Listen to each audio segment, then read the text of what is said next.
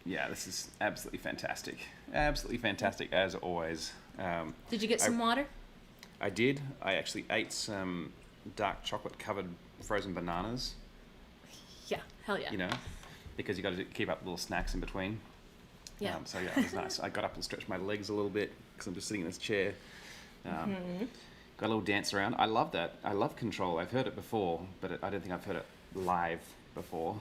Oh, yeah. I like it. It's one of my favorite songs to play. Yeah, just to lose it, right? Yeah. It's great. Yeah, you talk about how you don't do fun songs. I mean, and sure, like, you know, fun is one of those kind of words, but that song is so energetic. Like, it just has an energy about it. Just sort of, Thanks. it moves through the world. I like it. Thank you. Thanks. Yeah. For the people who are watching who don't know what Ben's talking about, I'm on a mission, a personal mission right now to learn fun, to learn how to like have fun and like write fun songs and like do fun things. Because it has come to my attention that like writing music, even though I enjoy it, it's like not fun. It's like meaningful and energy intensive, but it's not like, so I'm trying. I think you're doing very, very well. I think it thanks. is funny. I don't know if I shared this with you when you did our stream, but like Heathen Happy Hour, you know, we've learned over 700 covers in the last 16 months, and a lot of those songs have been really energetic, like they're pop songs and they have energy about them, and I've loved that. I really enjoyed it. We just finished our Enneagram series last night. We did all numbers on the Enneagram over obviously 9 nights. A whole night for one individual number, which still wasn't enough for all the great songs there are for each personality. But when we did Enneagram 7 and 8 nights, I was so exhausted afterwards. Just like the energy it took to embody that and live in that space. I'm like, man, like that's why y'all Enneagram 7s and 8s kind of get exhausted sometimes and fall over. Like it's a lot. Like just getting into that energy. So I realized that one of the things I want to do once I reach 80 patrons is start a monthly live stream similar to what you've been doing with yours. And I'm just going to go unabashedly and just call it something like sad songs or something along those lines. I'm just like, this is what I do.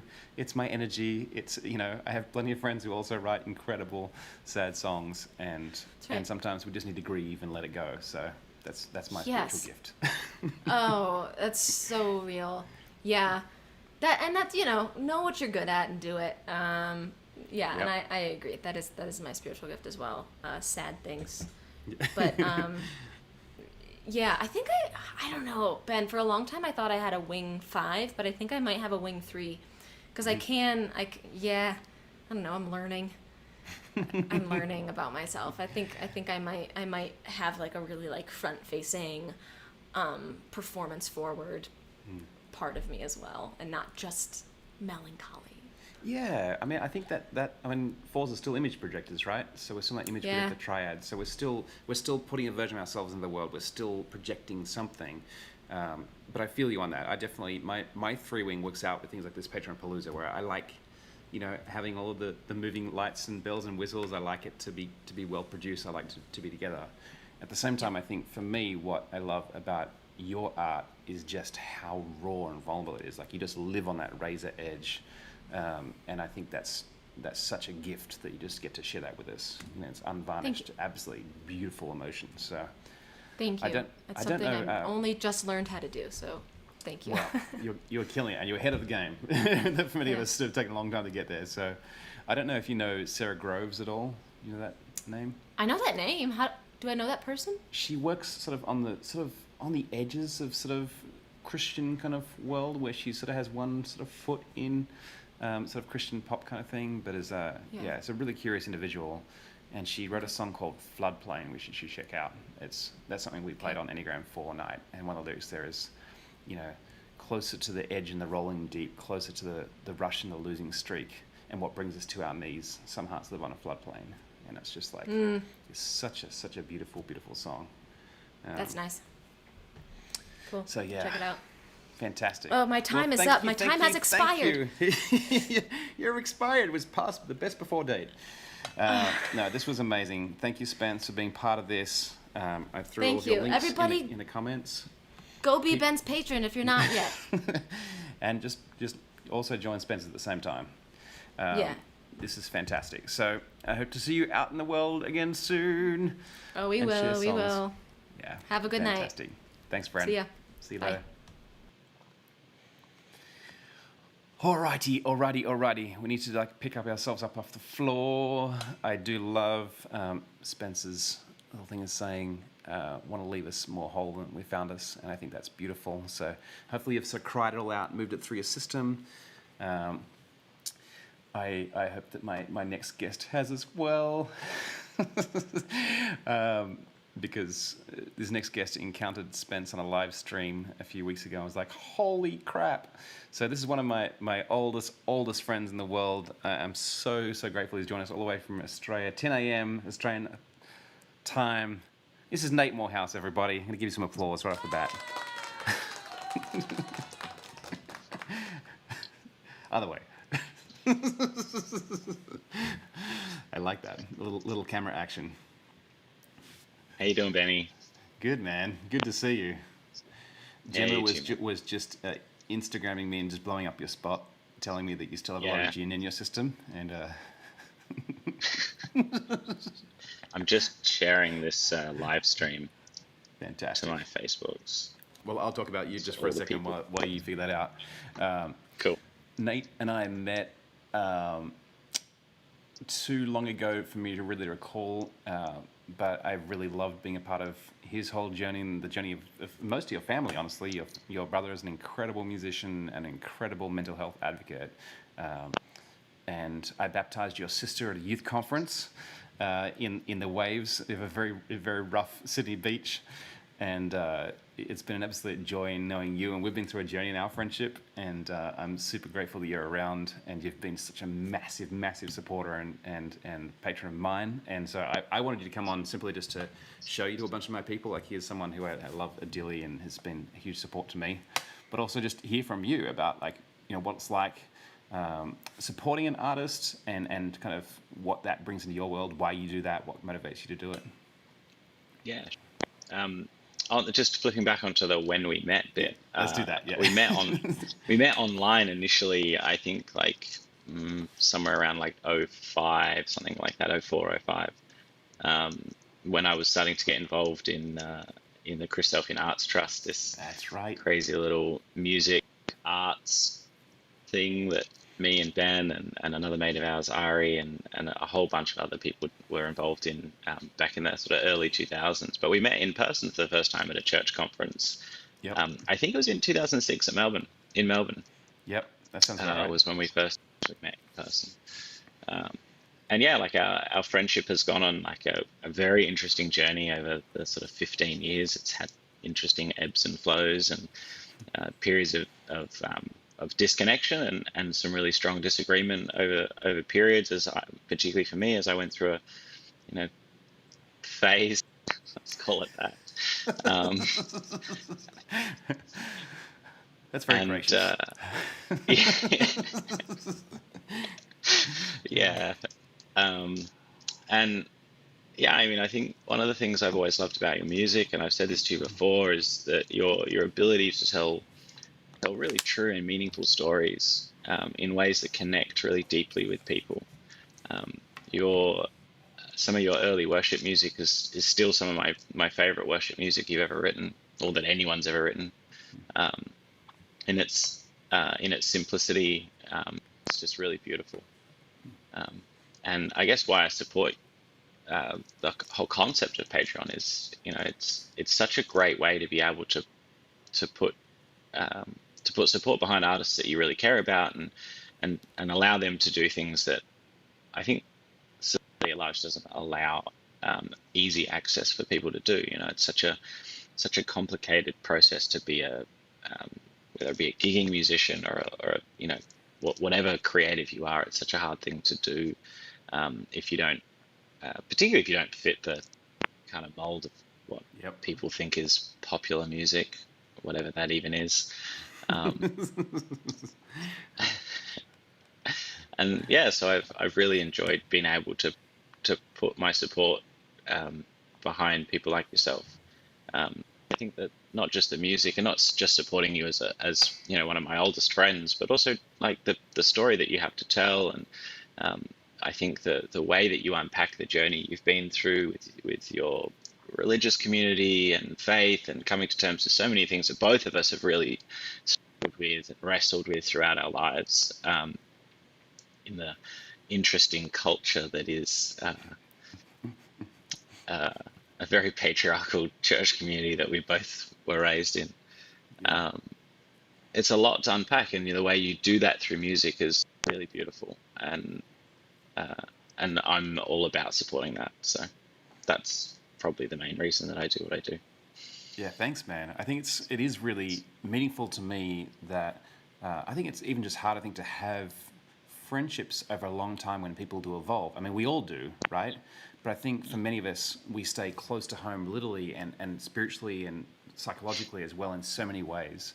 And I think what's been really fascinating, like you said, our friendship has sort of waxed and waned and had periods of disconnection. But when you sort of have come back into my life, the period you were in and some of the things that you were owning and talking to me about were helpful for me to hear and still helpful. You still are blazing trails with your own mental health and your own sharing of your story around the weight loss as well and all that stuff, which to me is just absolutely fantastic. And I respect so much who you are as a human in the world. But I think it's also hard, I think, to kind of follow someone. I know that for me, I've always kind of said I liked, my favorite artists were the ones where I just liked their last album because they kept on changing and evolving, like Silverchair, had Frog Stomp in the grunge era and had that one song, Tomorrow, which is kind of a bonehead grunge song, which went massive, touted as the new Kurt Cobain.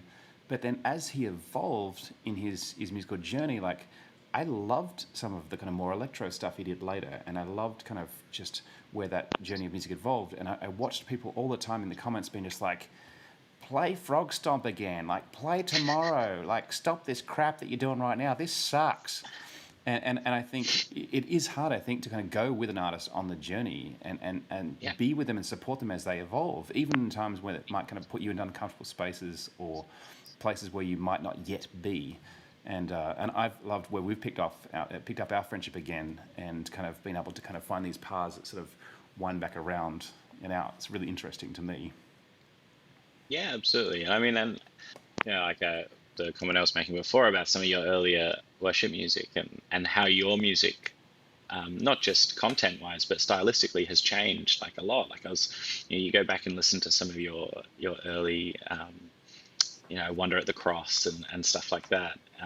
Both like content and stylistically, it's very, very different to some of the stuff you've been writing over the last few years with things like Colorado. Like there's this massive disconnect in terms of the style. And as someone who's supported your music for almost 2 decades, it has been really interesting seeing that progression. And I how I deeply love your early, like, just Ben and the piano, like stripped bare, nothing complex about it. But I've still really loved watching you create different things throughout that period and the style changing and particularly the American influence that's come through in your music in like the last few years, like that kind of like almost country kind of hilt to some of your stuff has been really interesting to watch, particularly like knowing you like pretty true blue Aussie in a lot of ways, loves his footy, just like not all the toxic parts of that culture, right? Just like the really good Aussie stuff. So yeah, it is interesting when you watch an artist sort of transition and change and learning how to go on that journey with them and not just get cranky because it's like, why are you not playing the stuff that I want you to play anymore? It's just like, I love that from Karen. That's fantastic. It's so funny because I feel like I remember the first time you said that to me. I think I put out the EP and you were just like, man, I like this. This is cool, but like I just love it to be you and a piano. There was part of me that was a little bit pissed at you because I'm like, I've spent thousands of dollars in the studio. I like went and found like the Hillsong guy to mix my record. Like, how dare you?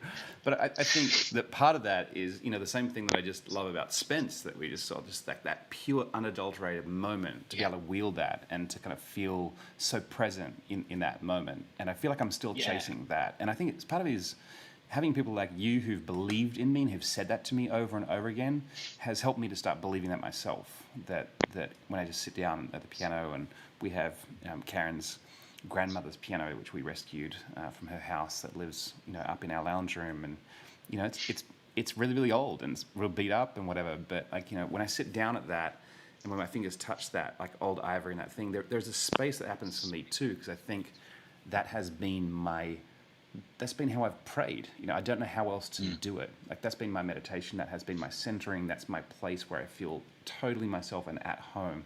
And I think the fact that people like you have been saying for years, yeah, like, stay there. That's your home. Do that thing. Stay there. I think for me, a lot of it as well is that your ability to storytell and the how intentional your lyrics are in what you write. When you then cut away all of the more complex part of the music, and it's just the simplicity of the keys and the words, it's like Spence. It's the music. You have that ability to connect really with what the story is, without all of the bells and smells.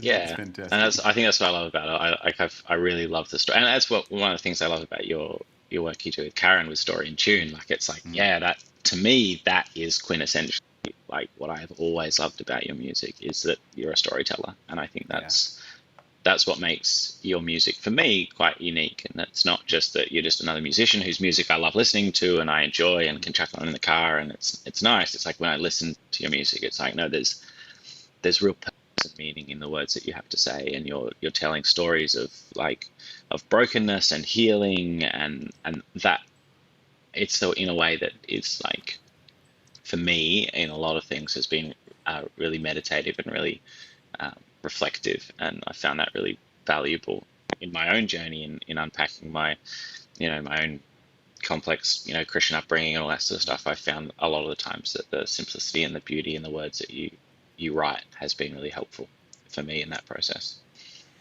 Thanks, man. It's awesome to hear you say it. I really appreciate that. And it is hard fought. I mean, I love the lyrics, but also the journey has been hard fought, as you know. And I think getting to the stage, putting out the record last year was for me was so important, because it was the first time I feel like I've actually told a lot of my story really intimately. I think a lot of that early worship music, sure. I mean, I remember that moment I wrote "I Won the Cross." Definitely, it was like a real moment. But I think a lot of that stuff was also coming from a pretty broken place for me, and actually trying to integrate those whole things and into that storytelling is what I'm attempting to do now, in a different space. So, yes. Well, I'm so stoked that you got to jump on here.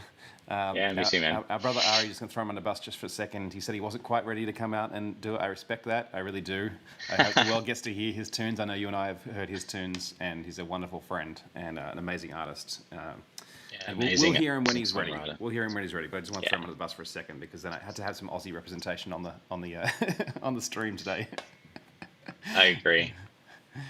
Just give him a good chuck under the bus. Yeah, that's right. Yeah, good old Australian chuck under the bus. Well, thanks so much, man. I really appreciate you taking some time and getting up early to come and chat to me.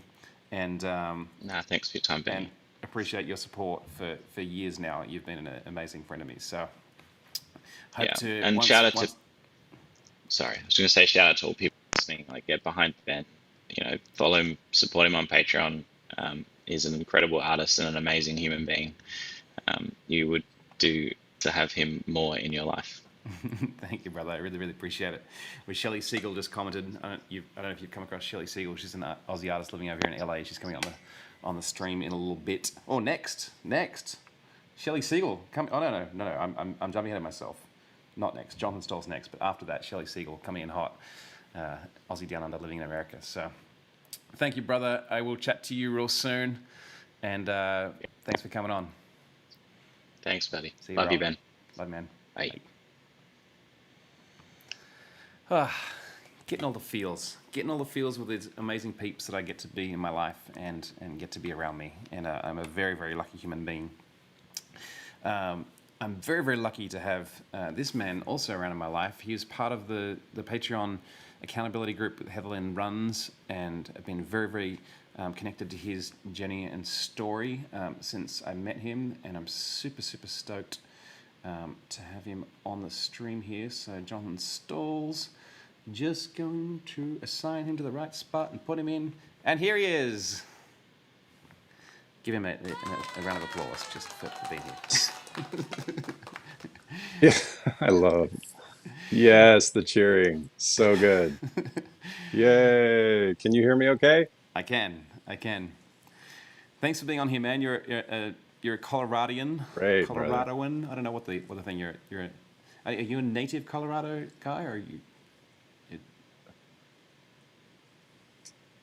Man, I'm a floater. I mean, I've lived here most of my life, but I've lived in so many places. So home is where the wind is and where the trees are.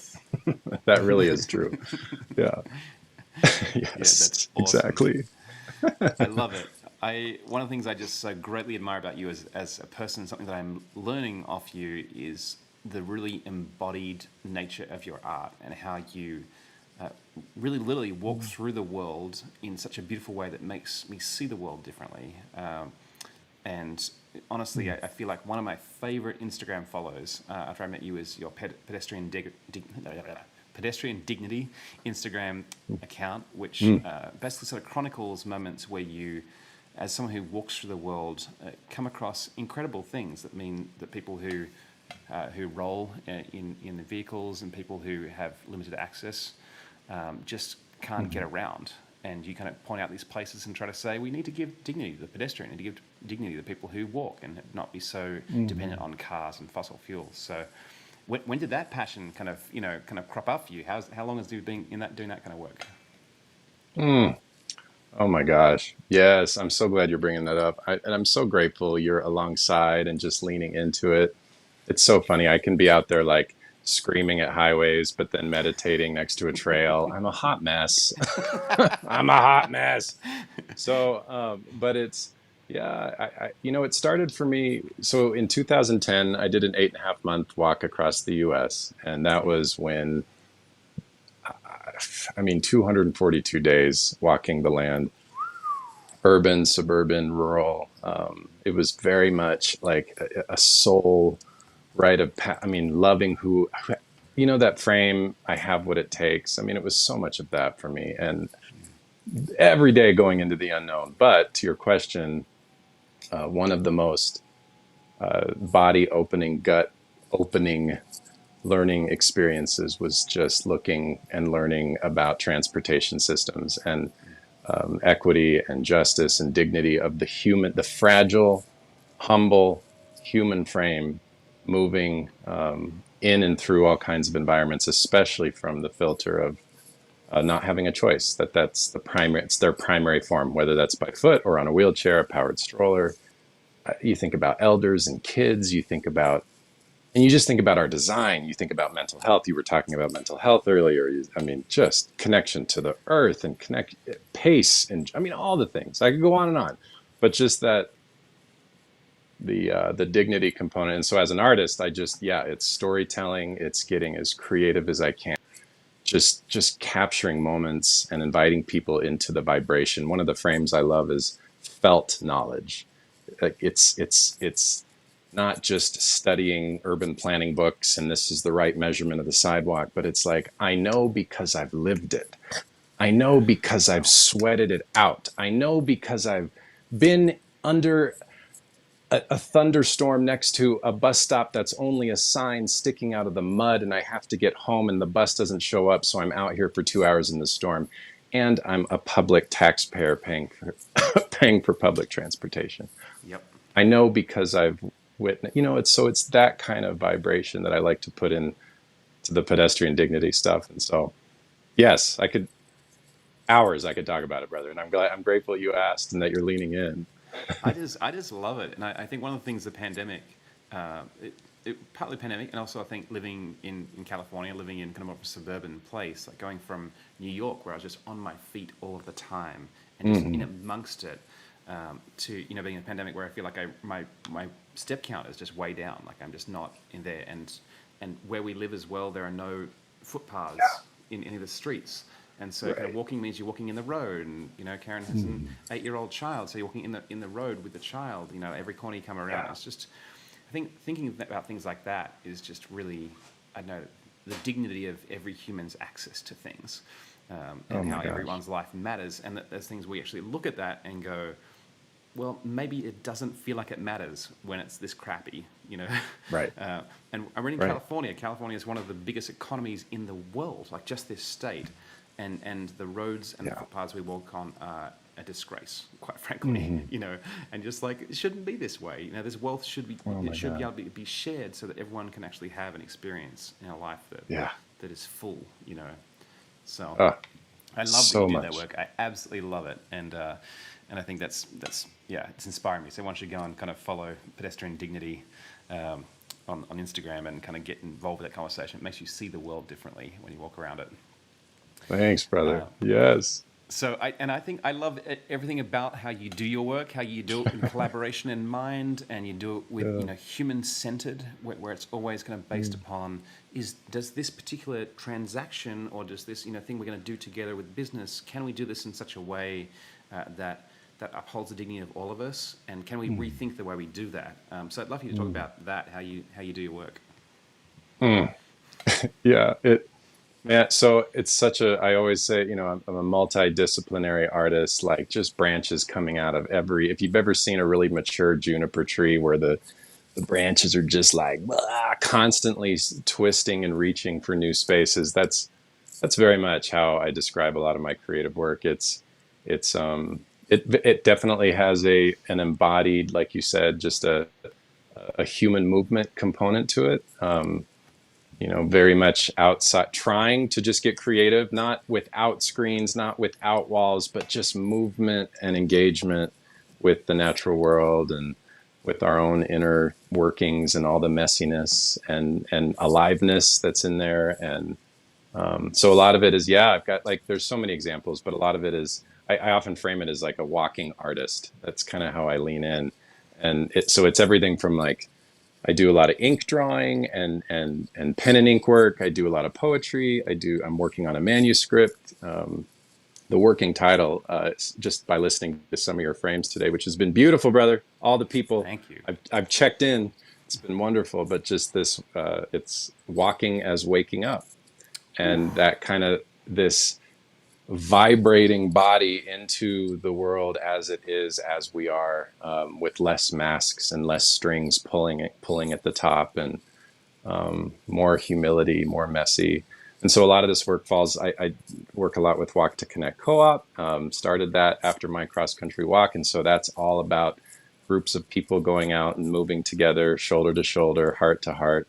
There's something so beautiful about movement forward under our big and spacious, generous sky, between the sky and the dirt, with our bodies alongside of each other. There's so much that's so profound about that in this time, and all the nuance and mystery in the spaces between those two bodies and the body in the tree. I mean, it seems simple, but it's not simple in today's time. And so I just love this work. And I have this youth program in the San Luis Valley in Southern Colorado where we train young people to be walking leaders. It's a summer job, and they learn local heritage. It's mostly kind of mixed indigenous, Hispanic, Spanish land grant community that I just have been in relationship with for years. And it's an urban stuff and long pilgrimages, brother. I just created this walking route, which is an 8-day route in Colorado. So all kinds of things. Yeah. So amazing. So amazing. I love it. I cannot wait to come and walk with you.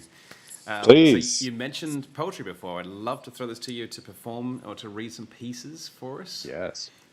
So over to you. Okay. Beautiful. Oh, here we go. Let's see. Yes. Okay. Hello, friends. All right. There we go. So I'm going to read 2 pieces. The first one, this was one that I wrote at the beginning of last year. And I'm going to just, this is, so I do a lot on walking and human movement meditation. So whether it's by foot or on a wheelchair, I really love movement, inner and outer journey, meditative space. And so I experiment a lot with that. And I often include poetry into that. So that this first poem is kind of moving with some of that lens. It's called Honor Thy Ache. Honor thy ache.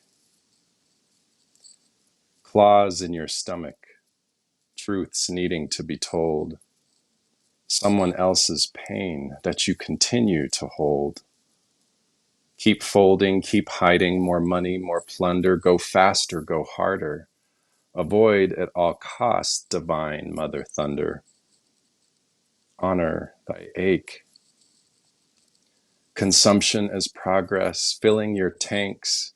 Comfort or courage, lay out the planks. Hands trembling, hold on. Tears forming, not now. Lock 'em, bury 'em. Toxic clinging, unquestionable vow.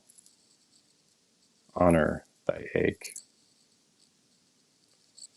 Did it all fall apart, breaking free from your boxes? Was healing an option? Great fires, grave losses. Frantic days, howling winds. Some daggers, some potions.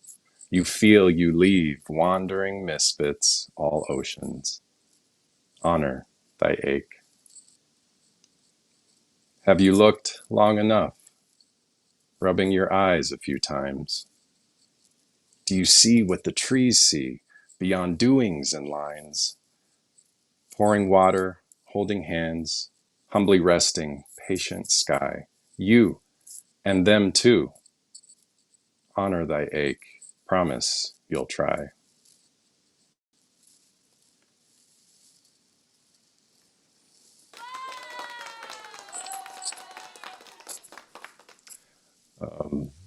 Blessings. Thank you. It's similar to some of the questions Ben was asking around ache. I bury, when I grew up, I moved every 2 years. I went to 15 different high schools. I'm LGBTQIA. I'm an extremely sensitive person. Lots of feels up in here, and I was teased so much of my life for being a new student or being different, an artist, whatever it was.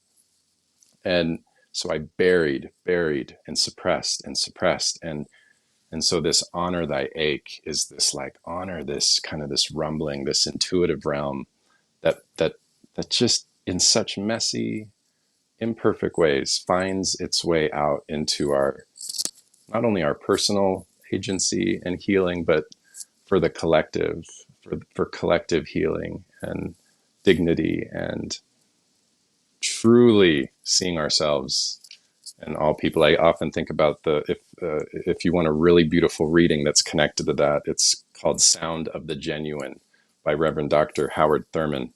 That's a side note. I would read that whole thing, but we'd be here for another hour. Okay, I'm going to read this one poem.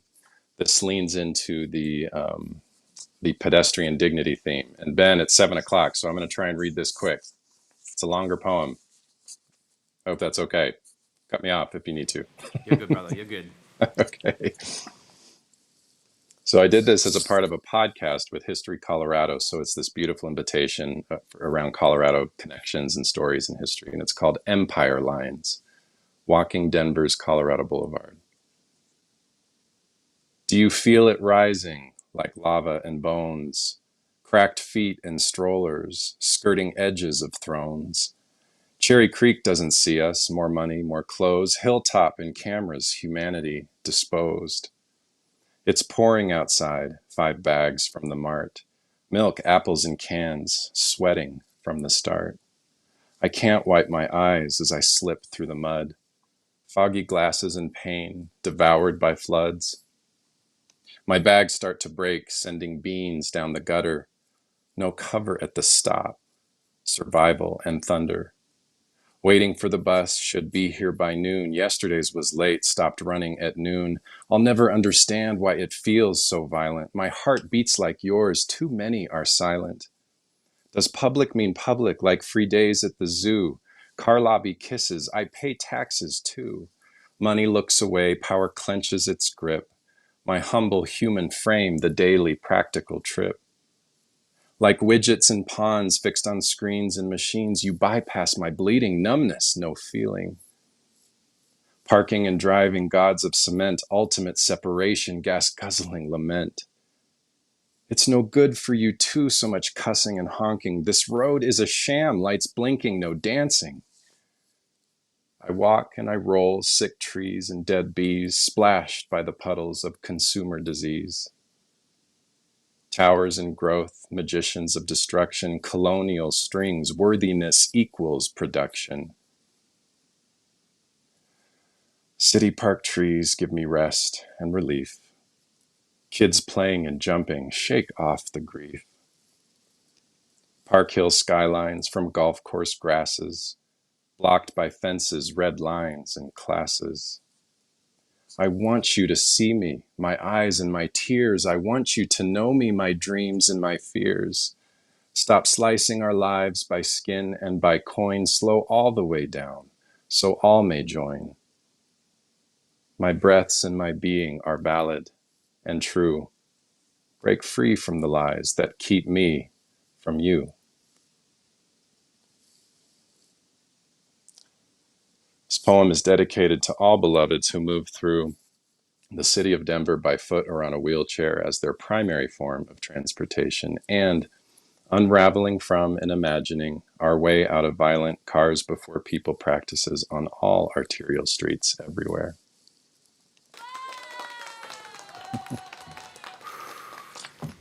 Fantastic. Slow all the way down. There's so much in your work which I just love. I feel there's depths which I have not yet seen, and I'm so grateful for it to be connected with you and to your work. Thank you. And you are already, in the short time we've known each other, kind of shaping the way I see the world, and I think that's just beautiful. So thank you, brother. You for spending Thank a few you. minutes today on Patreon Palooza. Absolutely. Put all your links in the comments so people can kind of follow you and get on Instagram, follow Intrinsic Paths and Pedestrian Dignity, and support Jonathan on Patreon. So amazing. Yes, and blessings. Support Ben, Patreon, all the things. Artists need artists.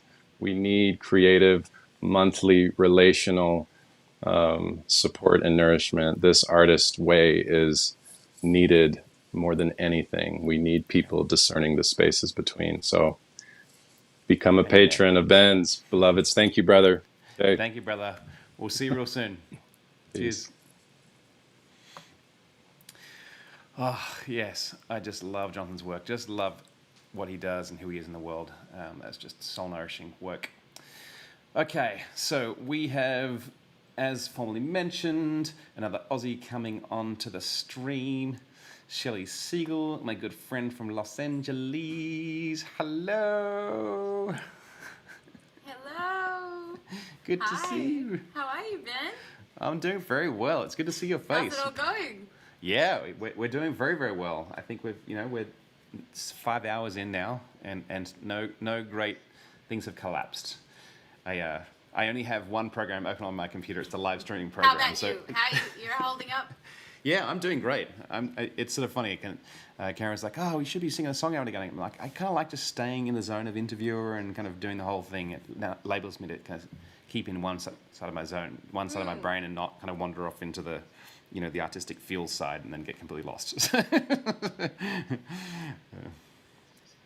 Yeah, having to go back and forth. Yeah, it's nice, and it's nice getting to hear so many other great artists. So thanks for having us all, and thanks for putting this on. And everybody, support Ben, join his Patreon, help him keep making beautiful music and putting on awesome events like today. Fantastic. You're a little quiet. Can you give me a little more juice on your end with the microphone? How's this? How are we going? Yeah, that's better. Is that better? Yeah, excellent. Fantastic. I actually got this idea from Shelley Siegel. When I met Shelley, she, soon after we met, you ran a 24-hour Patreon event, which I'm just like, see, I'm much older than you, and so I'm just like, I love that idea. I'm just not willing to put my body through that kind of pain. why, yeah, I feel you. 5 hours of, just straight guests. And we did that, before pre-pandemic. That was back in 2019. And we had 24 hours, as you say, of guests, of live songwriting, of performances. I was forgetting my name. I was going to say I was forgetting my songs by the end, but I was forgetting my name. It was crazy. And it was also, we were having live guests come into the studio, so people switching up, and it was a lot of fun. And Rob was at the desk, my husband and music partner, jumping from the couch, playing music to back to the tech desk. And I had a co-host, though. That helped me. I think I don't know how I would have done on my own. I had Prince Chappelle, who's another LA based artist, and he was my co-host, so we kept each other sane. Yep, the lovely Prince shared in the stories. Nothing about him here. We met at Top Tune. I think that was the first time I met Prince, was when we did the Top Tune Songwriters Game. So we had Lisa Crawley on earlier. I don't know if you caught her. So it's kind of cool. We didn't really talk about it on Lisa's thing, but Top Tune is basically a songwriters game where you get paired with artists. You come to the thing knowing that you're going to write a song. You get paired with an artist, and you have about 7 minutes. Is that right, to write a song? I think it's 17 minutes. 17 minutes, yeah. I can't remember. Easily. It's not long. Either or.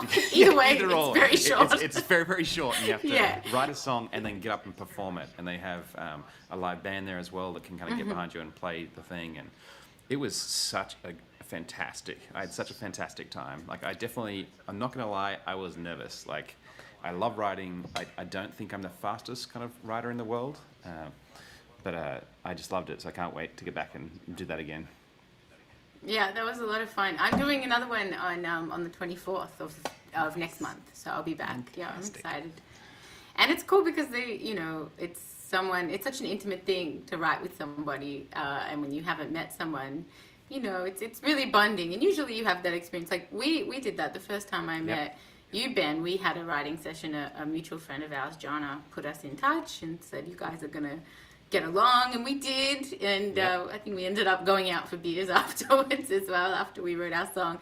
But you get this chance to get to know each other and talk about life and what you're going through, and then sort of write a song about that. So this is different. You're just like, all right, here's a stranger, let's go. And it's cool. It shows you what you can do, really. Yeah. I was paired with Kara Connolly, who's another LA artist, and I think she just released a song today or this week, release week. So it's fantastic watching her kind of put out some new stuff in the world, and all of the stuff that she puts out looks fantastic. Her music videos are amazing. So happy release week, yeah. Kara, and we'll all check out your stuff. Yeah, it's fantastic. So it's funny because when we texted about this, we're like, we should play the song that we wrote. And I confess, obviously, I've been so busy that I have not even looked at that or learnt that. But I know. I was thinking about learning it today, but I was like, yeah. Sometime when we get together in person again, we'll brush that off and actually record it, live video, or go live and do that sometime. So yeah, that's a great idea. We can do that for our Patreons. Yeah, that's right. That would be fantastic. So yes, you're still in LA. You've kind of got through the pandemic, and life is opening up again, and got some gigs, which is awesome. Yeah, just amazing. Well, I haven't actually started booking any tours or anything yet. I'm still just adjusting to being able to go out, but I've got that one, the one song thing at Top Tune. But I'm hoping to be able to start looking at doing that. It's been one thing. I don't know if you've talked about this on the show yet, but being from Australia and how strictly they're locking down, which is, amazing that they're so protective of people. But it's really tough for the music industry, and it's just all of our friends at home, all the artists are hurting so bad. Like everyone's having to go out and find other jobs, people who've spent their whole lives building up careers. Sorry to bring the mood down, but we're just it's just such a tough time. No, for artists.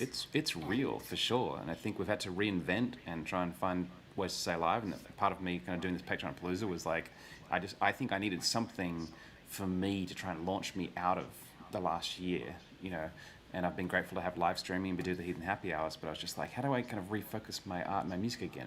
It felt like a weird thing. It's the longest I've ever been away from a stage in 20 years. Like, it's so weird. It's also, there's this shared collective experience that everybody's going through, and I think there's a bit of pressure as well. Like, you're an artist, that's your job, is to talk about it, but it's hard to, I think I personally need time for things to consolidate before I can, jump in and explore what that's about. So I'm really, I think that the art that's going to come and songwriting that's going to come out of this experience and time is going to be really phenomenal. Yeah, but it is sure. a very, very hard time for artists. So, like I said, everybody support Ben. And support Shelley. Support all the great artists on this thread. So you're sitting there with a guitar. I want to hear you play something. Can I throw it to you to play something? Yes, you can. All right. Take it away, friend. Okay. Thanks, Ben. This is my song, My Morality.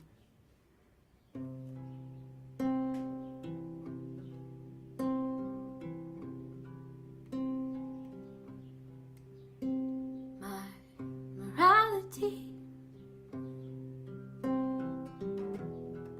has nothing to do with the Bible or the verses of the Quran.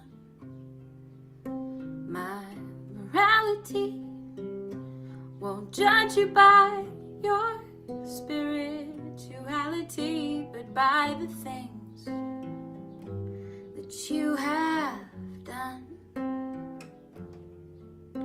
My morality is not set into stone tablets who don't even tell you not to hurt children.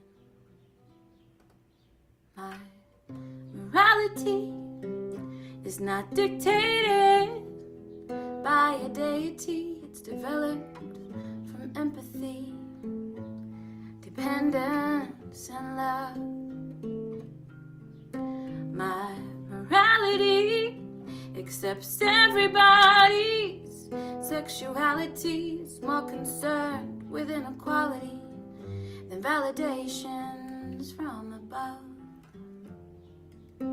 My morality is not set into stone tablets who don't even tell you that it's worthwhile to be good for being good's own sake. Then not to think for yourself can be a deadly mistake. My morality is not recitable from memory. It's something inside of me, how I wanna be. Treat others how I want them to treat me. Basically, not to hurt anybody. It abhors any brutality. It stems from our common humanity. And it's what my grandmother taught to me. And it's mine because I'm free.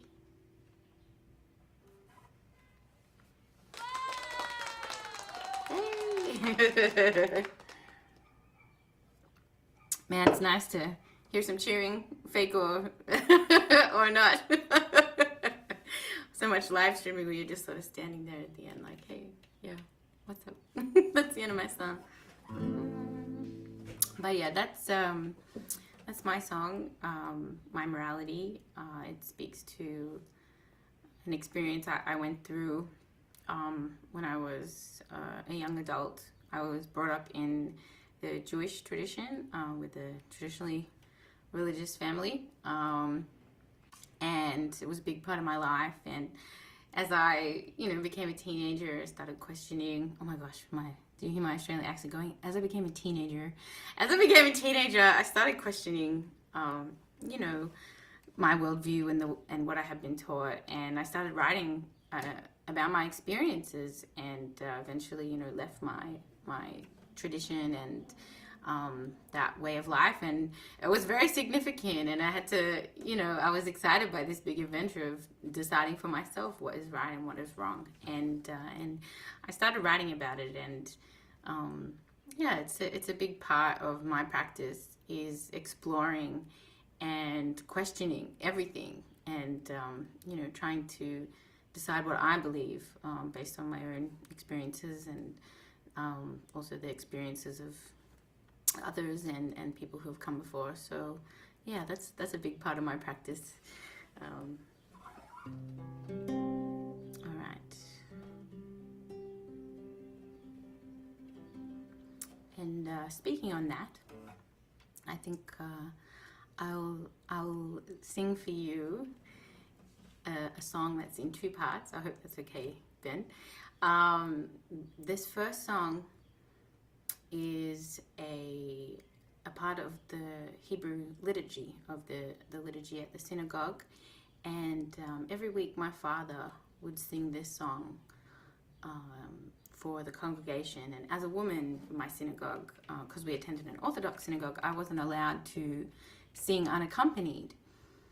So, you know, I've reclaimed that part of my heritage in my own way by incorporating this song into my work, and I play it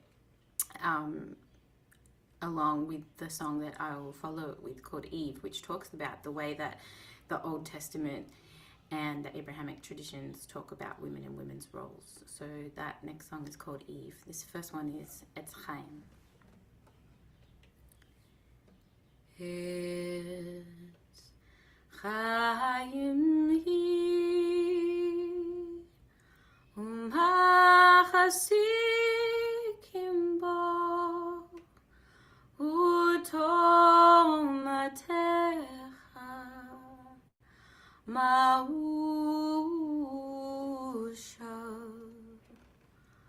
darechecha darchenom Uchonivotecha Shalom Hashivenu Adonai Eilecha B'nu Tshuva Chadesh Yameinu Kekedem Chadesh Yameinu Kekedem Chadesh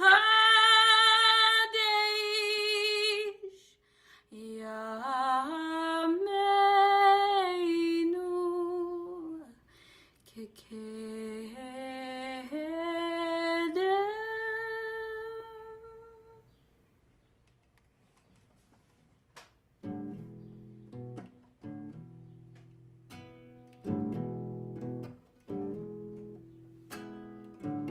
The Bible tells me I was made for and from man, and I must do for him everything that I can. I must surrender to his will. I must submit. Can't make the household decisions, 'cause I am unfit. It tells me my place with everlasting grace.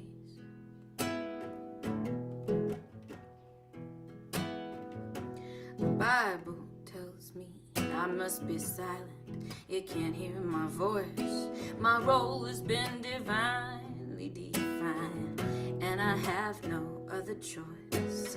I may not be teacher of man. I must cover up my shame. These are the laws of the one who in vain I cannot name. He tells me my place with everlasting grace.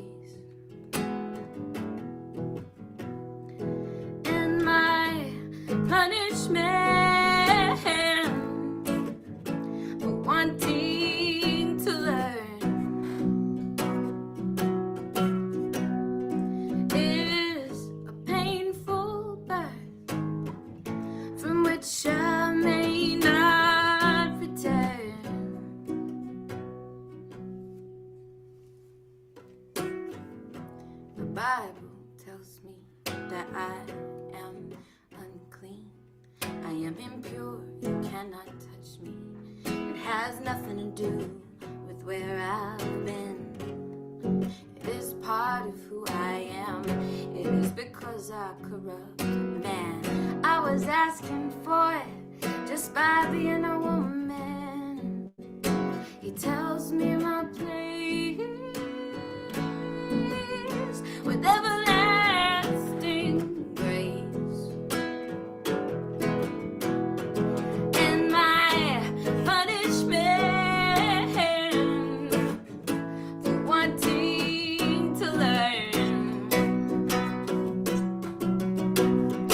is a painful birth from which I may not return.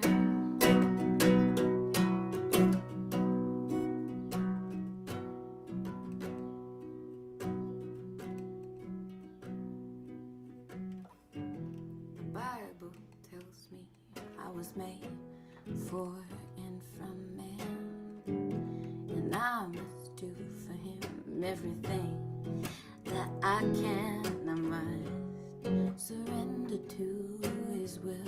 I must submit. I can't make the household decisions, 'cause I am unfit. It tells me my place with everlasting grace. Yeah, he tells me my place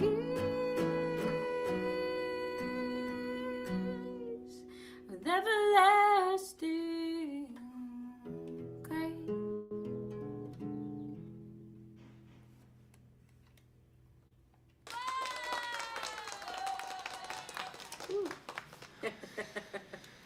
I lost my headphones there. I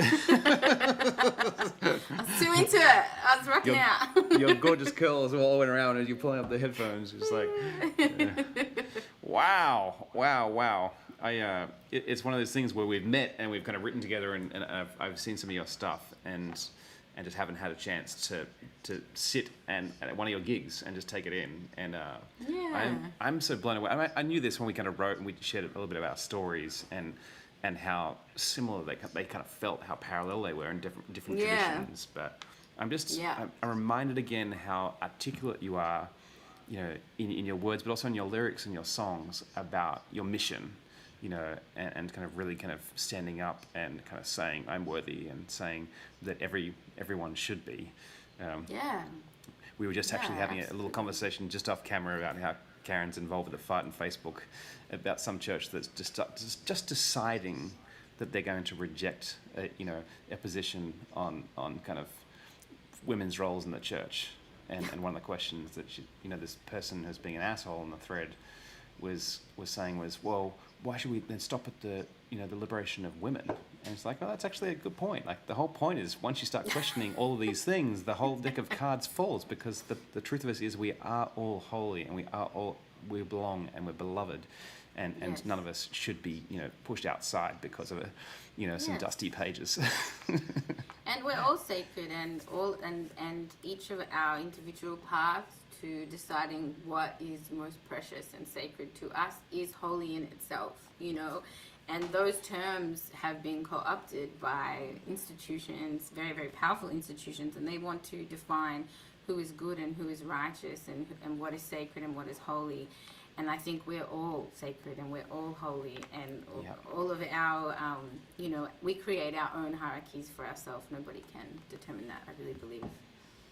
Yeah, absolutely. I love that this is your life's work and what you do it, and the grace with which you do it, your voice is just spectacular, and I absolutely love hearing it, and can't wait to hear it up close and personal again sometime soon. I know, I can't wait. Hopefully we'll get to do a show together soon. I think that would be really, really fun, and I think that just that the parallels of our two experience, and I've got songs where I'm just like, yep, I could follow that directly with this particular song, and then we just go backwards and forwards, and it would be all kinds of fun. So, do you know Jake Wesley Rogers at all? No, I don't. Oh, okay, you've definitely got to get on the Jake Wesley Rogers train. See, a queer guy who was raised in the Christian church in the South, and he just got signed, and he's released 2 singles, I think, so far. he's the new Elton John, but he's just this absolutely joyful queer boy who just takes all of these religious icons and owns them, you know. Yeah. So one of his music videos has him on a cross, you know, and just singing about being in the middle of love, and it's just like, it's amazing. So I think you would really, really like, you know, you guys have very similar kind of, just even your iconography and your kind of the way you present yourself visually, where you really vibes with Jake Wesley Oh, I'll Records. check it out. Thanks. So, yeah, that's fantastic. So what have you got coming out in the world? I know you put out a record during the pandemic, or put out a couple of singles, or... Yeah, I've been, I guess, you know, by circumstance, not able to keep recording as usual, and so I've really been working on my own production, and self-produced with Prince and Rogue, my partner, my last few singles, and that's been so cool. I've been it's nice. It makes you, you know, it's really self-reliant, I'm able to do everything from my house, which I think we've all been pushed towards, which is fantastic. And so I've dropped a couple of singles. I'll be releasing an EP at the end of the year called Prove You Wrong. Yes. And one of the songs, my favorite I think so far is Pull You Down. I think that's... I love that song. I actually made a playlist of all the artists on the stream today, and as I was kind of going through, and you know, I'd listened to some of your stuff, and I was like, oh, this is the kind of latest song, and I was gobsmacked. I was like, it's beautiful. It's so delicate. Like, it's just, it's artful the way you've produced it. I really, I was immediately drawn in. Thanks so much. Yeah, it's so, I don't know, I think I always wanted to have, you know, additional elements, additional musical elements, and it's been so nice to be so stripped back and be so naked and be so pure, to be so much closer to what the live experience is like on record, which is really cool. So I've been enjoying that. And just, following, you know, putting out new music as often as I can. Also in LA, you know, worked as a ghostwriter or co-writer for a lot of different artists and projects. And I've started a production company with Prince. And we're doing a lot of different projects for different artists. And I love it. Just, that's fantastic. As long as I get to make music every day, I'm happy. You know. I'm so glad to hear it. I'm glad you are. I'm glad to be connected with you and your work, and can't wait to collaborate again. It's going to be fantastic. Well, one other project, unless you have to go, that I'm working on, and it's been years and years. It's taking me so long to get it done, but it's so important, and I'm so excited about doing it. I'm working with a marine biologist in the Northwest, Dan Lombardo, and we've been working on this for years.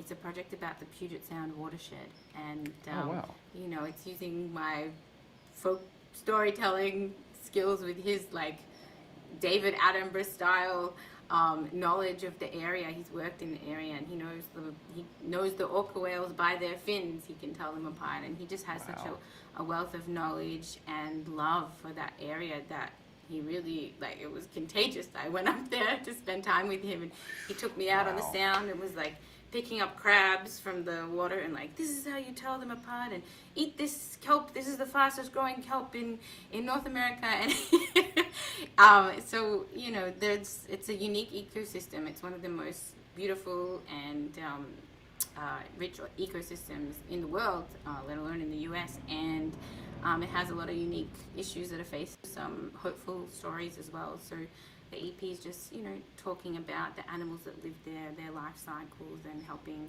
to spread a message of conservation. That's spectacular. I can't wait to hear that. I love that kind of, when that kind of storytelling weaves around that kind of, you know, kind of work where science and art intersect is just fascinating to me. So it's really cool. It's like, okay, we keep going. Give me another word for a lake. Keep going. And you've got like a, you know, it's like your rhyme zone, but they're a scientist, and they can just keep throwing out the words. So it's cool. That's fantastic. Well, thank you so much for being on here today. I love your work. I hope people go and follow you on Instagram and support you on Patreon and do all the things. And I can't wait to be with you in person soon. I'll see you soon, Ben. Enjoy the rest of the day, and thanks all the guests for coming on. Bye. Thanks, friend. Bye. All right. We trucking along. Paul Lee is back, which is fantastic. I have one of my friends waiting in the green room to chat, waiting for the second one. So we'll have Chris and Noel Roberts on soon. But there was one person that couldn't be with us today. Well, obviously a couple, but one of those who was a really, really close friend and like a brother to me is Daniel Dietrich. We've toured together, and he's absolutely astonishing. So he is playing his first gig in 16 months tonight. But he wanted to be with us, so he kind of sent us a video in. So I'm going to hand it over to Dan for his set of music, and we'll be back with Chris and Noel after this. Hello, everybody. Hey, Ben. Daniel Dietrich here. So glad to be with you. Wish we were in person and on the road. That's where me and Ben got to know each other. In fact, this little tour poster right up here in the corner, that's from the Sweater Weather tour me and Ben did. Gosh, it's been like 3 or 4 years now. And we need to do it again. We need Sweater Weather Part 2. But that's where me and Ben hit it off and realized we're good friends. We're good friends now. We're like brothers. We've laughed and cried, and Ben has gotten me through some really dark times in my life. So grateful for him. And grateful to be on here and play you a few songs. And so this is a new song. And I wrote it during the pandemic when you couldn't be with anybody. Just trying to make sense of it. And my patrons will be the first to hear a recording of this song, but you, dear people, are the first ones to hear a performance of it. So here it is. I'm not even sure what the title is yet, but I'll ask Ben for help on naming it. So here we go. We imagined that we were in control, learned the hard way what the wise have always known. We're all one bad day from losing everything. We have got that Dust Bowl million-mile look in your eyes, cracked knuckles and too much time in your head instead of in the arms of the ones that you love. Who can say what will come with the sunrise? More pain or the hope we've been waiting for? If today is all we're guaranteed, then be here now with me. Oh, don't be ashamed to feel the things you're feeling now. Yeah, tears don't make you weak, you're just working out what it means to have a beating heart in a cruel, cruel world. I don't know if it'll help to see that birds still sing, there's beauty even now if we have eyes to see. Let's be brave and kind and heal the world, even if it hurts like hell. Who can say what will come with the sunrise? More pain or the hope we've been waiting for? If today is all we're guaranteed, then be here now with me. You keep holding on to a world that's already gone. Just close your eyes. It's okay to grieve for a future that can never be. Who can say what will come with the sunrise? More pain or the hope we've been waiting for? If today is all we're guaranteed, yeah. Who can say what will come with the sunrise? More pain or the hope we've been waiting for? If today is all we're guaranteed, then be here now with me.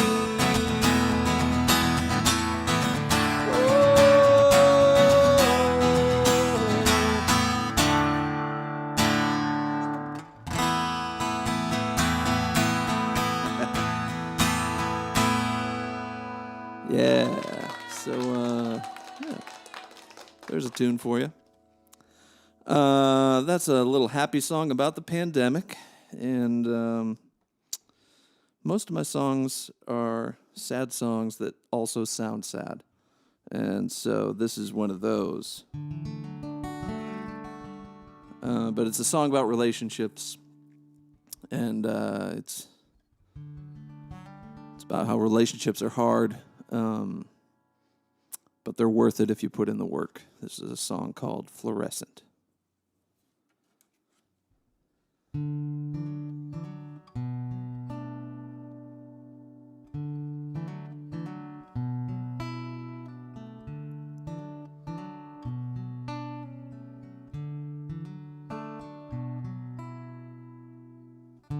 Let's turn out the lights. See too much in this harsh fluorescent white. What we both need now is the gift of grace and shadow. What will become of us?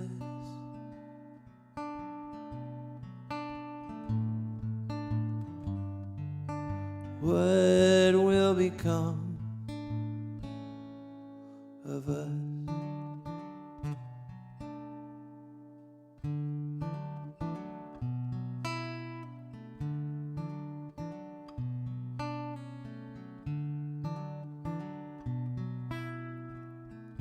Let's stay up all night like we did back in art school with a deadline. Wanna see that spark, idealistic sense of mischief glowing red in the dark. What will become of us?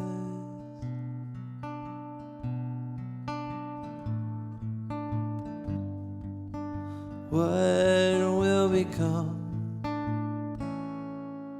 of us?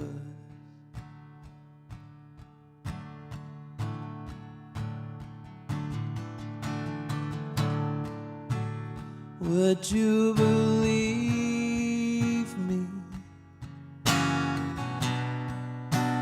Would you believe me?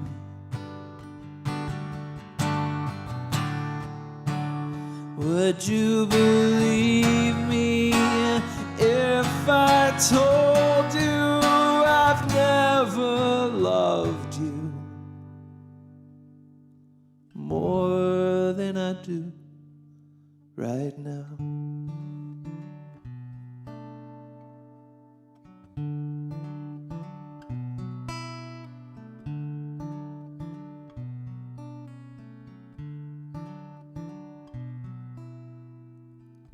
Don't forget to dream when we're old, bouncing grandkids on our ancient knees at that long good night. Want the last thing I see to be your eyes. What will become of us?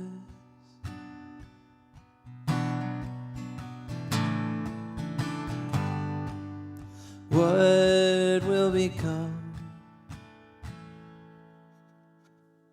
of us?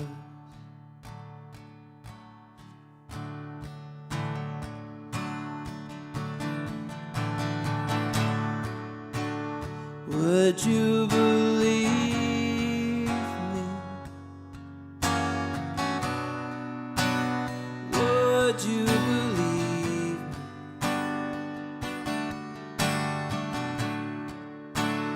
Would you believe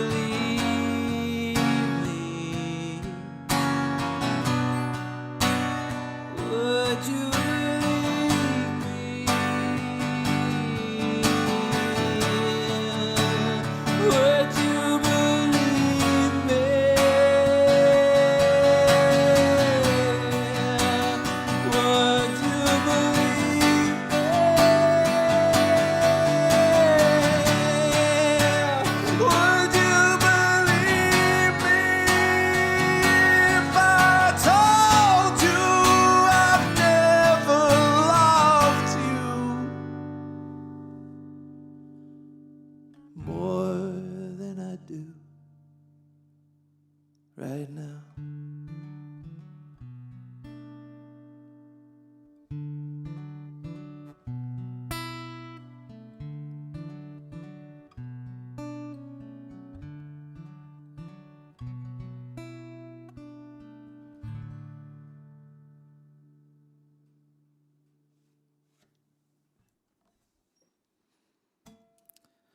So there you go. A little tune called Fluorescent. And this next song, I wrote, and this one was brewing from after the 2016 election. I looked at the world around me and just nothing was sitting right. I grew up, going to church, and the evangelical world was the world I came from. And so to see 81% of white evangelicals vote for a guy like Donald Trump just really messed me up. I was sad, I was angry, and I tried to put those emotions and feelings into a song, kind of in the same stream as the laments you find in the Bible. And I sent an early draft of this to Ben, and I was like, hey, what do you think of this? And he had some great feedback. And at the time, I was calling it Song for the 81%. And Ben was like, oh, dude, this is a hymn. You got to call it Hymn for the 81%. And so that's the name we landed on. And Ben was also instrumental in just encouraging me to put this song out there. I recorded it all in this room, like 4 a.m. And I was like, I don't know, man. I need to get in a real studio and with a real producer before we can release this. And Ben was like, no, just put it out, man. And so I put it out, and it caused quite a stir. It resonated with a lot of people, and I'm really grateful that it struck a chord, and so many people were grateful for it. It gave a voice to things they'd been feeling for a long time. Also pissed off a lot of people, and it got wild for a bit there. There was death threats and arson threats and some pretty wild stuff.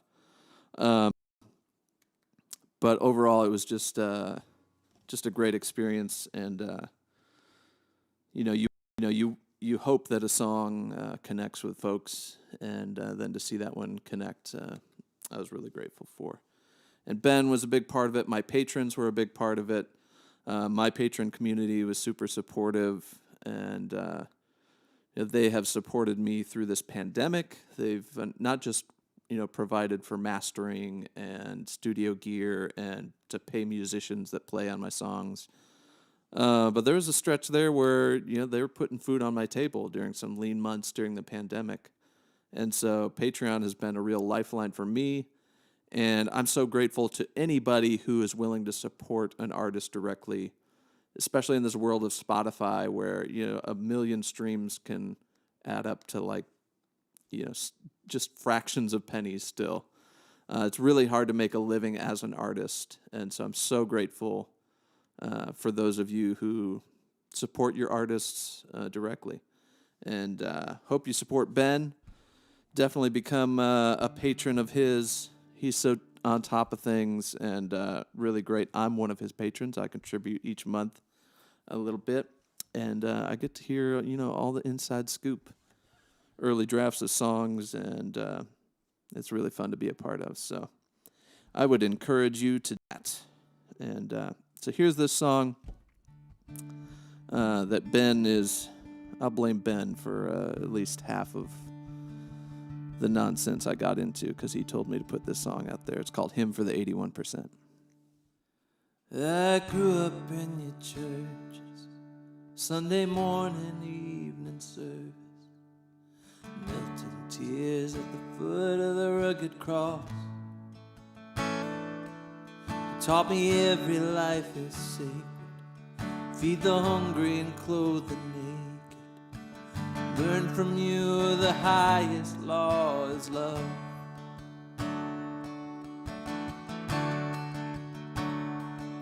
And I believed you when you said I should trust the words in red to guide my steps through a wicked world.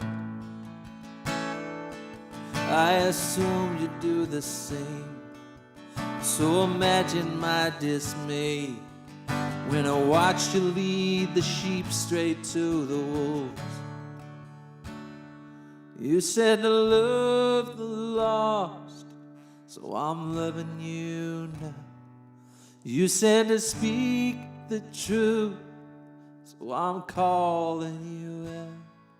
Why don't you live the words that you put in my mouth? May love overcome and justice roll down.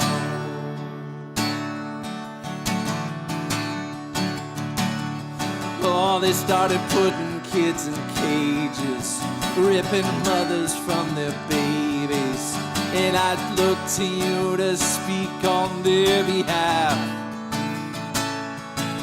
Oh, but all I heard was silence, or worse, you justified it, singing glory, hallelujah, raise the flag.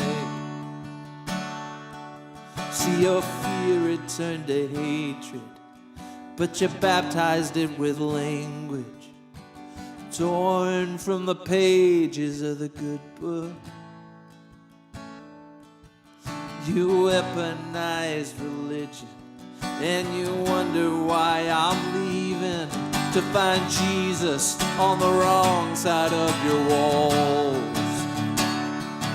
You said to love the lost, so I'm loving you. You said to speak the truth, so I'm calling you out. Why don't you live the words that you put in my mouth? May love overcome and justice roll down.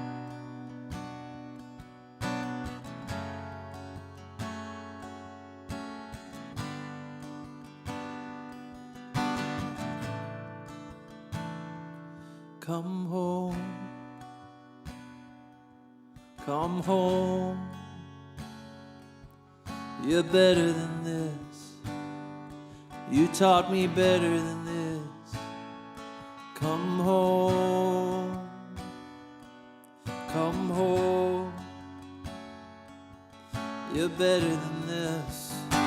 You used to think you were better than this. But come home.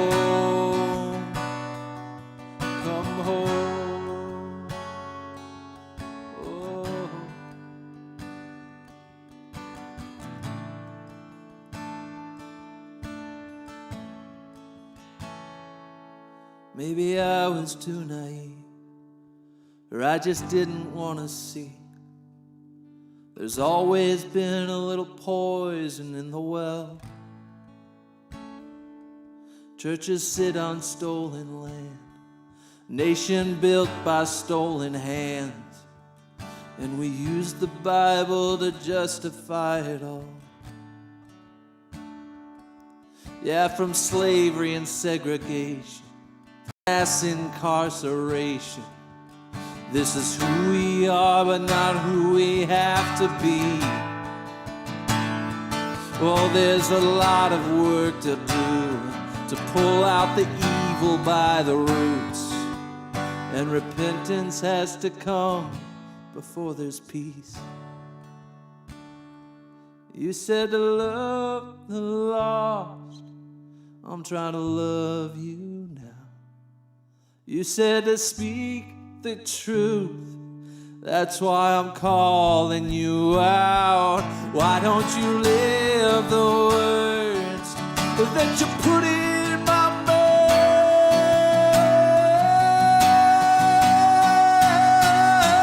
May love overcome and justice roll down. May love overcome and justice roll down. May love overcome and justice roll down.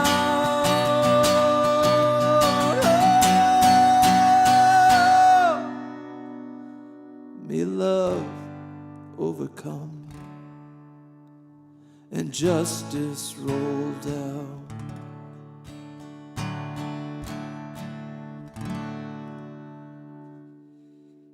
Thanks, Ben. Thanks, everybody. Hope to see you in real life real soon. Take care. Yeah, blame me all you want, Dan. Blame away. I'm not sad that song's out there. I'm not sad that it reached people the way they did. I'm a little sad that it caused you some grief and caused your family some grief, and the things that people said, the hateful things that they think, and the death threats are never fun. And that's real. But the work you're doing, Dan, is incredible, brother. I'm so grateful for you. All right. Friends, I'm about to bring on two of my dear friends and patrons, Chris and Noel. There you go. Oh, I need to put myself somewhere where I don't not cover up half of Noel's face. I can move. Oh, there you Go go. this way. Nice. There you go. It's just like a rose between two thorns. No, that's the wrong way around. I'm just kidding. Hello, friends. Hello. I love how we're all in different time zones currently. Yes. Progressively across the country. You're in Central, Noel, and Chris, you're in Mountain, and I'm in Pacific. So we're all in different time zones, but together. Oh, I don't have your audio, Chris. Let me see if I can turn it on. Are you muted? Oh, there you go. How about now? Yeah. Am I back? Yeah. All right. Cool. I thought Awesome. for once I was going to have to do all the talking. It's fantastic. So you guys have been really, really good friends of mine for quite some time. We're Wild Goose buddies. We've been at the last 3 Wild Gooses together. And I met you guys in your hometown of Rochester, Minnesota, when I came through on tour with Heatherlyn the first time in 2017. And was that when you guys had just started your space? Was that the first time or the second time? It was the very first show in our space. That's right. Yeah. So you guys are musicians and artists yourselves and amazing people in the world. So I want you to tell a little bit of that story, the kind of organization that you guys used to run up there, and you had a space for a hot minute.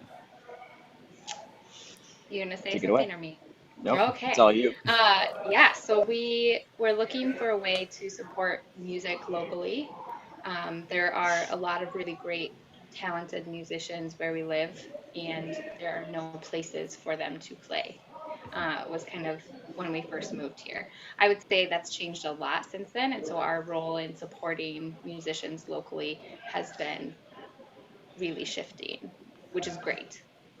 We don't have to be the physical space for people anymore, and we were actually really thankful to not have a physical space during COVID. But as things are opening back up, it's interesting to see the local artist community talking about ways that we're going to come back and have local music. Yeah, that's amazing. And so I know, Noel, you have a background in like music business. You went to school for that, and you've always had a passion for trying to figure out how to support arts and how to, help them actually make a livelihood. When did that start for you? My brother is a musician. So I think we're 7 years apart, and so I was trying to find a way that I could go on the road with him when he became famous, which he's not famous. But so Yet. I researched. Yet. We're working on it. I researched all the roles that are needed for a successful, I guess, industry and having your own label, creating records, publishing, marketing, all of that. And so I came up with managing, and it was like a really interesting thing to me. I got into just anything I could to learn more. So when I grew up in Iowa, that was trying to learn about sound, trying to help musicians with that, trying to just run sound at church, run media, audio, video, whatever I could. And then going to college, learning about publishing, going to Nashville for a while, working for a publishing company, working just keeping some musicians organized. Um, that's kind of where it all started. Herding cats, I think that's what that's called, actually. Respectfully, as an artist, I understand, but I love that, and I think, I'm one of those weird artists that I like kind of the business side. I like the promotion. I like the kind of the back end. I like spreadsheets. I like obviously organizing things like your 8 hours of live streaming, of organizing kind of people to do it, which is super fun, but not something people are generally gifted at. So I love that you come alongside people and help do that. And even those who are, like, for me, I'm gifted in that area. I enjoy it. At the same time, I have limited capability, So there's sometimes when it's nice when people actually can come alongside you and help you do the thing. It's really wonderful. Yeah, no matter how you slice it, there's only so much time in the day, right? Exactly. It's good to have people around you that can do the stuff. Yeah, I found that out this morning. I'm like, there's a whole bunch of things left on my to-do list. I'm just like, well, you know what? It's going to be what it is, So, and you're both musicians, both of you, and we've played together. We've sung together at your church in Rochester, Minnesota, and which is wonderful. Chris, you're also a live streaming expert. You kind of exist in that space. The pandemic's forced you to figure that out as well. Yeah, for lots of things, right? It's, the church gig, it's nice to have. I also help with a local soccer team in Rochester, Minnesota, and been doing the live streaming for that. It's all sorts of stuff. So I know what it takes to put on a thing like this for 8 hours of the day. It's quite the task. So props to you, Ben, for making it happen. Yeah, man, it's been fun. I've enjoyed it a lot, and it's great, I think, to connect with people after such a long time away. And as we're coming out of this thing, to feel like, oh yeah, there's hope, and people are out there, and we're still trying to figure this out, and still committed to it, which is great. I think one thing that's been sort of gorgeous for me is having the support of people who understand, like artists, like you guys, actually being makers yourselves and being involved with that. And I think I'd love you guys just to speak to that, what that means for other artists to be supporting each other, and kind of what Patreon kind of means for you guys. You want me to go? Yeah, go for it. I have always loved the concept of a patron. And when we first moved to Rochester, that was something else that we really tried to facilitate. And just looking back at kind of the history of what patrons of the arts have looked like for centuries, it seems like it's traditionally been wealthy people who are supporting this, but it's almost like a gift to the entire community. And as wealth has shifted over the many years, I feel like I initially thought that I could help somebody do something big. Like I could help somebody put out an album or actually produce their music for others to enjoy or put on a show. And I think this platform has really allowed us to be a part of something in a small way, in a way that makes sense for us financially right now. And then to also feel like we are living into our values of supporting musicians. And when it's a collective, big things can actually come of that. And it's not up to one philanthropist to support them. But I feel like back in the day, it was like a few wealthy people would support through stipend, through meals, through everything, so that the artist could fully live into their gift and what they were meant to create for the world. Yeah, it's true. I feel like the Rockefellers of the world and the royalty and all that kind of stuff has been the primary way we've seen that. But I think what's interesting is doing a lot of work with non-profits, which I know you guys are close to that work as well, in the work you do in church and outside of that. But I've heard from a lot of people in non-profits that the largest part of their budget comes from mum and pop gifts. That we can do something amazing together with what we think might be small. Like you said moments ago, it might feel small to you or manageable, but that over, combined by a lot of people actually makes a huge impact. And I feel like that's been true, when we've seen in Bernie Sanders' campaign, political campaign, Obama's campaign, like that those small donations have become a huge thing. And I feel like that's the power of the people, that we can actually kind of vote with our dollars vote with our dollars in that kind of way, and kind of support artists with that small donation. And it's not small, I don't think, for me on that other side, as an artist who kind of takes patronage, it's not small at all. You know, it's very meaningful to be able to continue to do the work, and you know, throughout this pandemic, you know, to continue to put out music and to continue to try and get gear in order to enable live streaming, enable recording, and you know, it's not a small thing in my world for sure. So I think it's amazing, and I'm super grateful for you guys and for your friendship over many years. My Patreon is going to change the branding, so it's not going to be the Drinking Buddies anymore, Chris. You know. Oh, what? Can I still be a drinking buddy at least? I don't care. I don't care about anybody else, but can I still be one? You're always a drinking buddy. Perfect. I love it. Yeah, no, it's been something that I love the value of it. I love, you know, what it means. I know for you and I, we've shared some amazing beer. In fact, at Wild Goose, I remember we had almost a transcendent experience over a bottle of beer. I would say. That was, yeah, and we were watching Ein Bloom, right?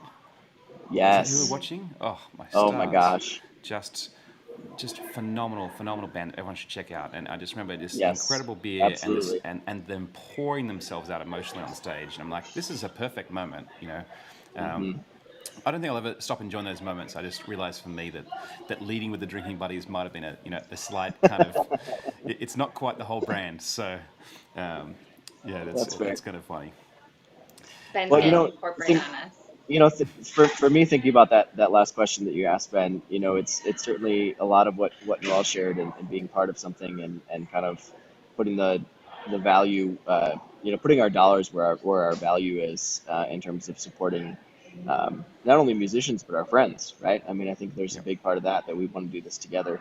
We want you and others who we support to be successful, not only in your music career, but just be able to be human and not have to worry about the basic needs, but to be able to create and be who you are, and do what you do.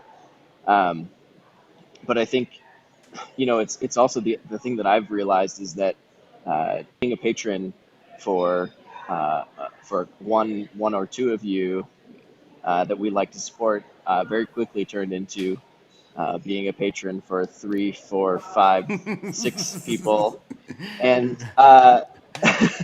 and you know, there's a lot to be said for, you know, for maybe anybody who's potentially watching who isn't a patron. You know, I would urge you to consider where there is room in your budget, and in what you have to offer. And very quickly you may find that, that the things that you want to support are actually more valuable to you than you think, and you may find out that you're supporting, 5, 6, 7, 10 of your friends very quickly, and that's a great thing. Honestly, it's really beautiful to be able to make that happen, to be able to be part of that, for everyone, that we're connected with, and to continually learn and find space to do that more often. Yep. So quick word to anyone who's watching who's not a patron: do it, but watch that bottom line, because you'll find yourself doing it with, many more, wonderful musicians and artists and friends soon as well. I love that. I'm exactly the same. And I support 11 people on Patreon, and many of them played tonight. Many of them are close friends. Others I didn't know so well, but through the process of kind of following their music and following them closely, we've kind of got to know each other better. And I was really thrilled when I played Spencer's live stream a few weeks ago, that a couple of my friends texted after, and I was like, that was amazing. I instantly became a patron. I'm like, that's what that's about, you know? You see Yes. something amazing, and it doesn't just pass you by. You don't just scroll on to the next thing and numb out. You say, I need to send some energy back that direction. So that's where it's at. So Hedelin says, thanks for supporting us. Yeah, it's just huge fan. I think the other thing I want people to know is, some of the exclusive things my patrons got is that, Chris, you and I had such an incredible life-giving conversation, about this time last year as I was preparing to release the record, and you were so grateful to spend some time setting up a remote video shoot, where you shot your end, you know, separately, I shot my end separately, and then we kind of went on Zoom or FaceTime, I can't remember how we did it, and then had a conversation and record that and put out behind the scenes of the songs. And I think a lot of people saw the little snippets that went up on social media. They were kind of like 1 minute or 2 minutes. But that full conversation was 90 minutes, and we got into the weeds, and I said some stuff in that stuff that I was just like, that better stay behind a Patreon wall, because that's got really vulnerable. But it was so meaningful to me that you would actually also give me your time to help me articulate some of the things that were so important to the record. And I think for me, putting out this record in the middle of a pandemic where you couldn't tour it, and there was marketing opportunities were kind of limited, and I wanted to be able to put some money behind promoting it, but like without actually then tying that to some sort of tour, just felt like foolish. You may as well wait and save that budget. But helping to tell that story and honouring the songs of this journey that has been a long, long time for me. This first album, it was so meaningful. So I'm forever grateful to you for having that conversation with me and helping me articulate those thoughts. It was just amazing.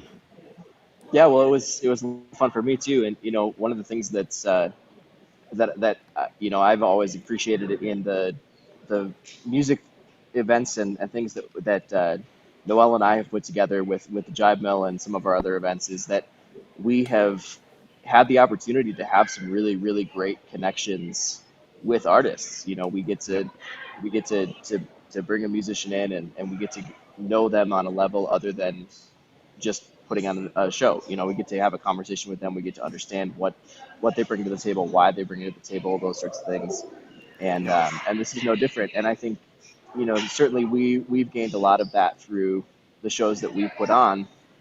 But we also have gained that through, getting to know you more and being a patron. It's all of these things. It's all of the various connecting points. The Patreon is certainly one of them, and it's certainly meaningful. But the more that I think we connect with the actual people behind the music and the art that we appreciate, the more chance we have of kind of getting a chance to actually understand the art too, right? Because there's a person behind it. Getting to put it all together into one thing and understand a little bit more of the full picture there is really beautiful. Yep, I love that, and it is about the human. I think everyone who's come on tonight, all the artists who played, they're rooted and grounded in their humanity and our common humanity. So I love the laughter in the background. Oh, my stars! There's people. You're in a room with people. What the heck? It's amazing. It is crazy. Yeah. I'm in a hotel room north of Denver. I've been in Colorado all week. It's so doing great. some hiking, and I don't know what's happening because I can't hear anything because of my headphones. But it's brilliant. Feel free to mute me if you want. No, that's fantastic. Well, I love you guys. I'm super appreciative for you in my life. I cannot wait to see you again at Wild Goose Festival this year, and cannot wait to just share a beer and just be human together. It has just been a joy knowing you. You two are incredible people who move through the world in an amazing way. So thank you for your friendship and for your patronage. It's everything. Thank you so much. So great to chat with you. Great to be here. Likewise. Can't wait for Thanks it. for bringing See us you in person. together, even though we're in separate places. Yeah, we need we're 1,000 miles apart, and we still get to hang out tonight. It's great. That's awesome. I love that. All right, you guys. We'll speak soon. All right. See you later. Bye. Peace. Bye. Whew. Great people. I love it. So this, I still have the interview on somehow. I don't know what's happened there. Okay, so my next guest is another Aussie artist who's living here in America. We met, I went to one of his shows in the now defunct Lestats location. This is Lee Coulter. How you doing, brother? G'day. Can you hear me? G'day. Yeah, I can hear you. Good. This is great. Looks great out there. It looks like you're got that set up nice, mate. Thank you, man. Thank you. Yeah, we've been doing this, every week since pandemic started, and our good friend Colby Martin, who's our pastor, and he loves it. So we've got like lights suspended from the ceiling, and yeah, it's pretty amazing. Looks fantastic. Well done. Excellent. So I'm so grateful that you could join us tonight and take some time out. I know you've gone back to doing some in-person gigs, which is fantastic because that's, I know it's been a huge struggle for me. And you're a full-time musician. That's what you do, and and COVID just dried it all up overnight, which was, I'm sure, was a Yep. complete shock to the system.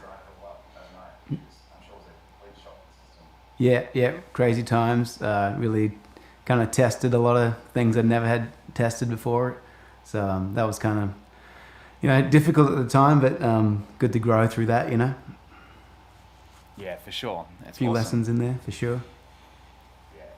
So a big part of your journey is obviously you're an Aussie, but you're living here and you're How's now- this been going? Yeah, this is going great. I'm enjoying it. It's, we're kind of into... Yeah. Where are we? There's 6 hours. So it's it's pretty nuts. But It's amazing. Making our way through it. The Patreon for losers. Love it. Yeah, fantastic. So you're a dual citizen of Australia and America, and you became a citizen in 2016, right? Yep. The election year. Was that before the election or after the election? Yes. It was after the election. Wow. Just had to make sure I wasn't going to get kicked out, kind of deal. I'd been here long enough that I was, able to do it, and I thought, hey, may as well. It was the last thing is any complicated, immigration laws could change or something. So I thought, get that done. Yeah, that was super Felt smart. good. Felt good. I felt like that. The way I understand it, Yeah, the process felt really right like now a with bit of immigration, security. and it just felt like all the news we were getting was that under the Trump administration, the immigration had just almost ground to a halt, and it's still recovering. There's Yeah. still just a backlog now. They're kind of coming through. So, yeah, it'll be a long Yeah, time. that's why I wanted to make sure I got in there early. That's why I made sure that, okay, let's get in there and before anything changes real quick here. Oh, that's fantastic. Yeah. It was bizarre. It was a wonderful experience, and it made me feel more hopeful about America than I ever felt. I thought I might be cynical through the whole thing, but it was actually really, really beautiful, and I felt quite renewed energy for the ideals that I was taught growing up about the country, and I felt, okay, there's a lot of beautiful stuff to work with here, and that we're only at this place where we can analyze it because of how far we've come. So I felt good about that, and it was a reminder of that. Yeah. Just the way you phrased that kind of reminded me of what I love about your music. I feel like it is so hopeful and optimistic that who you are as a person is not denying some of the stuff that we've kind of been down, and not denying some of the bad stuff, but really leaning into just a super optimistic tone that allows us to be reminded that we're all loved and we're all human. And where's that value for you? Where does that come from? Is that inherent family? It's almost like I don't know. I kind of received enough stories, like family narratives, from my kind of parents and their parents, and just kind of these stories in the background. But through war, and my dad was a Vietnam veteran, and my mom grew up in Indonesia, in a town where there was like genocide, in the 60s, and just so a lot of fear and a lot of really kind of high stakes kind of built into the system, and then being raised by two people doing their best, but having that in their system, kind of you hear these stories passed down of like difficult times and stressful things and awful things that happen, and it's just the message growing up was like, things can be awful, let's make it great. It's our job to make it as great as possible. We've all seen heavy stuff. Like even as a kid, I hadn't seen any heavy stuff yet, and my parents made sure to show me, like they took me to third world parts of China and Indonesia, and seeing that was just like understand that exists. We can help when we can help, and we're privileged when we're privileged, and it's just like make things better. And so that was kind of the message for me growing up, and music is the easiest way to express that and get something out there by myself. Get that. So that's just like make things better for people, calm people down, make us all feel like family. It's kind of a cultural thing too, I think, from my mother's side, like the Indonesian side, just like music's about family, it's about getting people together. And so yeah, I definitely think that's in there. I think you can, I don't know if my microphone's super hot, you can hear my love's cooking up a stir fry in the background. That's awesome. I love it. It just sounds like a wind rushing through. Yeah, totally. So. I figured I'd just play to that in a minute. That's fantastic. Yeah, well, I'd love to hear some of your tunes. I know I've had the pleasure of dropping a couple of times on your live streams and just love your vibe, and I'd love to hear some tunes. Let's do it. All right. Speaking of positive tunes, this is A Glorious Day on the Planet I Love. Thanks for sharing this platform with me.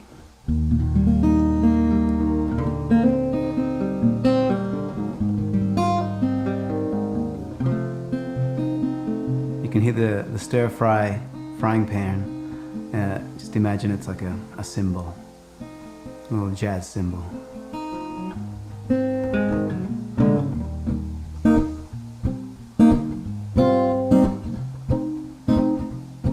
It's a glorious day on the planet I love. Let me tell you what I'm thinking of. 'Cause I've been wondering why it was, but it's just life doing what it does. And we keep trying to mess it up, they keep trying to bring us down. So I'm just gonna smile at everything around, 'cause I've got earth beneath my feet and the sky above.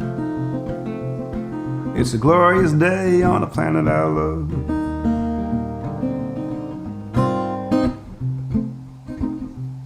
And don't tell me about someday, somehow, 'cause all we need is right here, right now. I've got some rhythm and I've got some rhyme. I've got my music and I've got my mind. We were sinking in circles, imprisoned in the past. No, I'm just gonna be, and I'm free at last. 'Cause I've got earth beneath my feet and the sky above. It's a glorious day on a planet I love.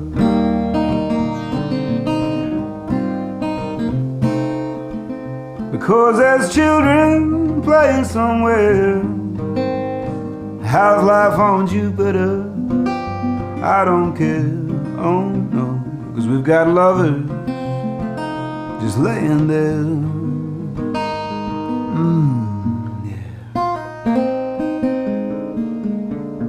Well, I'm no hero, I'm not brave. I'm just tired of being afraid. 'Cause I've been wondering why it was, but it's just life doing what it does. And I've got earth beneath my feet and the sky above. I'm gonna rise above that old push and shove, 'cause I've got earth beneath my feet and the sky above. Yeah. It's a glorious day on the planet I love. Whoa, whoa, whoa, it's a glorious day now. Oh, whoa, it's a glorious day.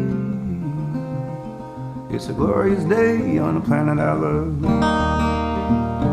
It's a glorious day on the planet I love. It's a glorious day on the planet I love.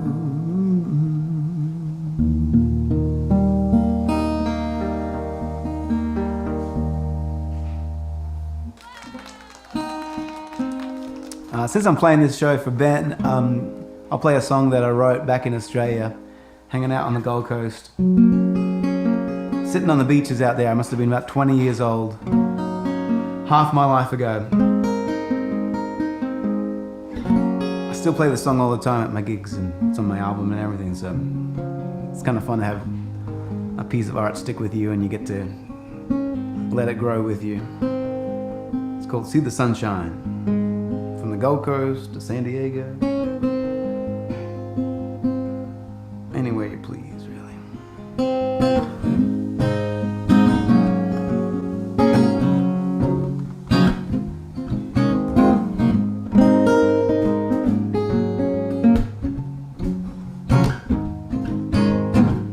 I just wanna see the sunshine fall down on me. I just wanna feel the new day. Come set me free, yeah.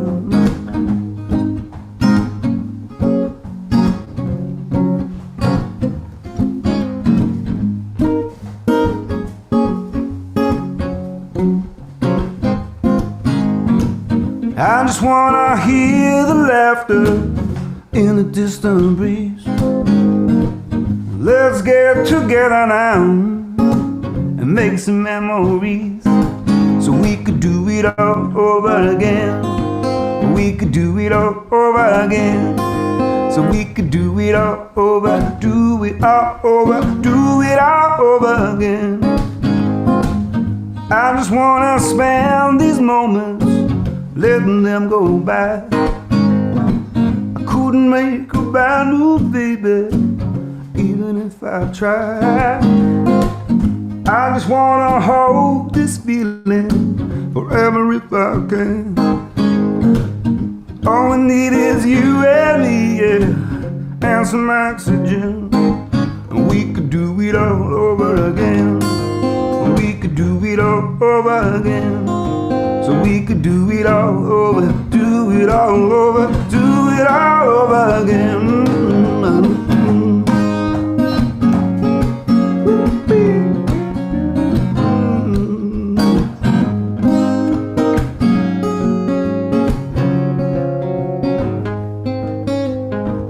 I just wanna taste that good life in every breath I take. We could watch another daybreak if it's still awake. And we could do it all over again. And we could do it all over again. And we could do it all over, do it all over, do it all over again. I just wanna see that sunshine fall down on me. I just wanna feel that new day. Come set me free. It's 12 o'clock and it's a wonderful day.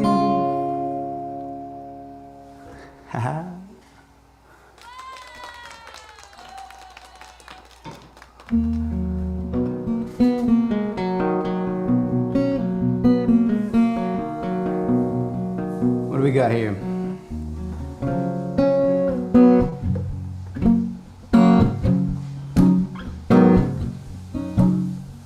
Benjamin Grace, Patreon-Palooza 2021. Everybody get together.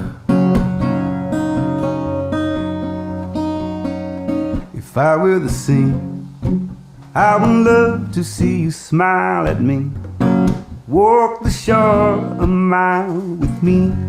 If I were the trees, I would love to shade you with my leaves. I'd clean the air for you to breathe. If I were you, I would love, I would love, I would love. If I were a song, I would love to be a symphony, all together in harmony. If I were the earth, I would love to give you all that you need, but you keep taking more from me. If I were you, I would love, I would love, I would love. I would love, I would love, I would love. Should it be so bad to wanna do something good when this life tries to get me down? I would love, I would love, I would love. I would love, I would love, I would love. If I were a book, I would love to educate the youth. Open minds just by telling the truth. If I were a pen, I would love to write to your friend. I'd be so proud of the love we send. Yeah, if I were you, I would love, I would love, I would love. I would love, I would love, I would love. should it be so bad to wanna do something good when this life tries to get me down? I will love, I will love, I will love, I will love, I will love, I will love.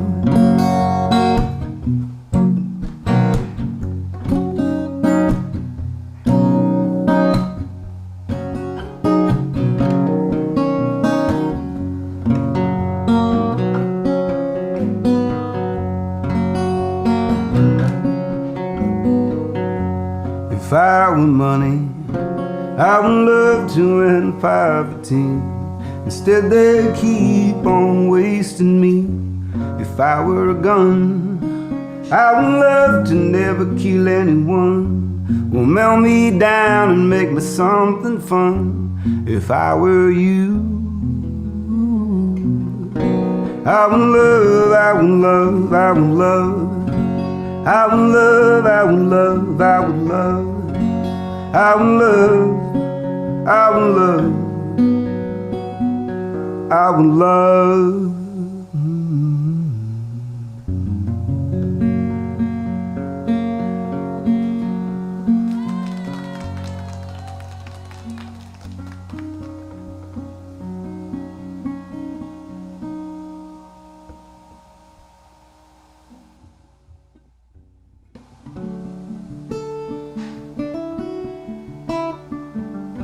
Do an unrecorded one here.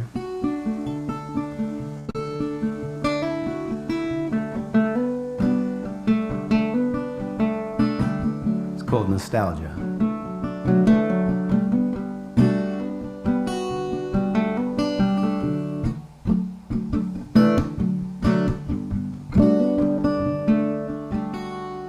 Like a high school dance move, they played your favorite song. When you were dreaming a dream, when you were only a teen, I wanna be that one. I wanna be that one.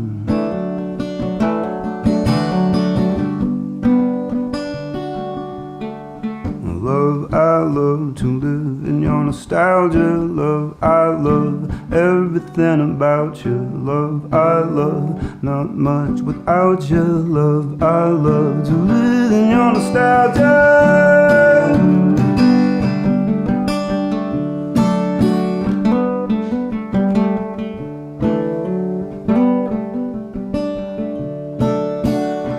You're a miracle worker, since you came along. I've been living a high life, kissing out in the street, lost kissing in the sun. I wanna be that one. Oh, the sound of your laughter, we were hanging out after, how'd you get so fun? I wanna be that one. Love, I love to live in your nostalgia. Love, I love everything about you. Love, I love not much without you. Love, I love to live in your nostalgia.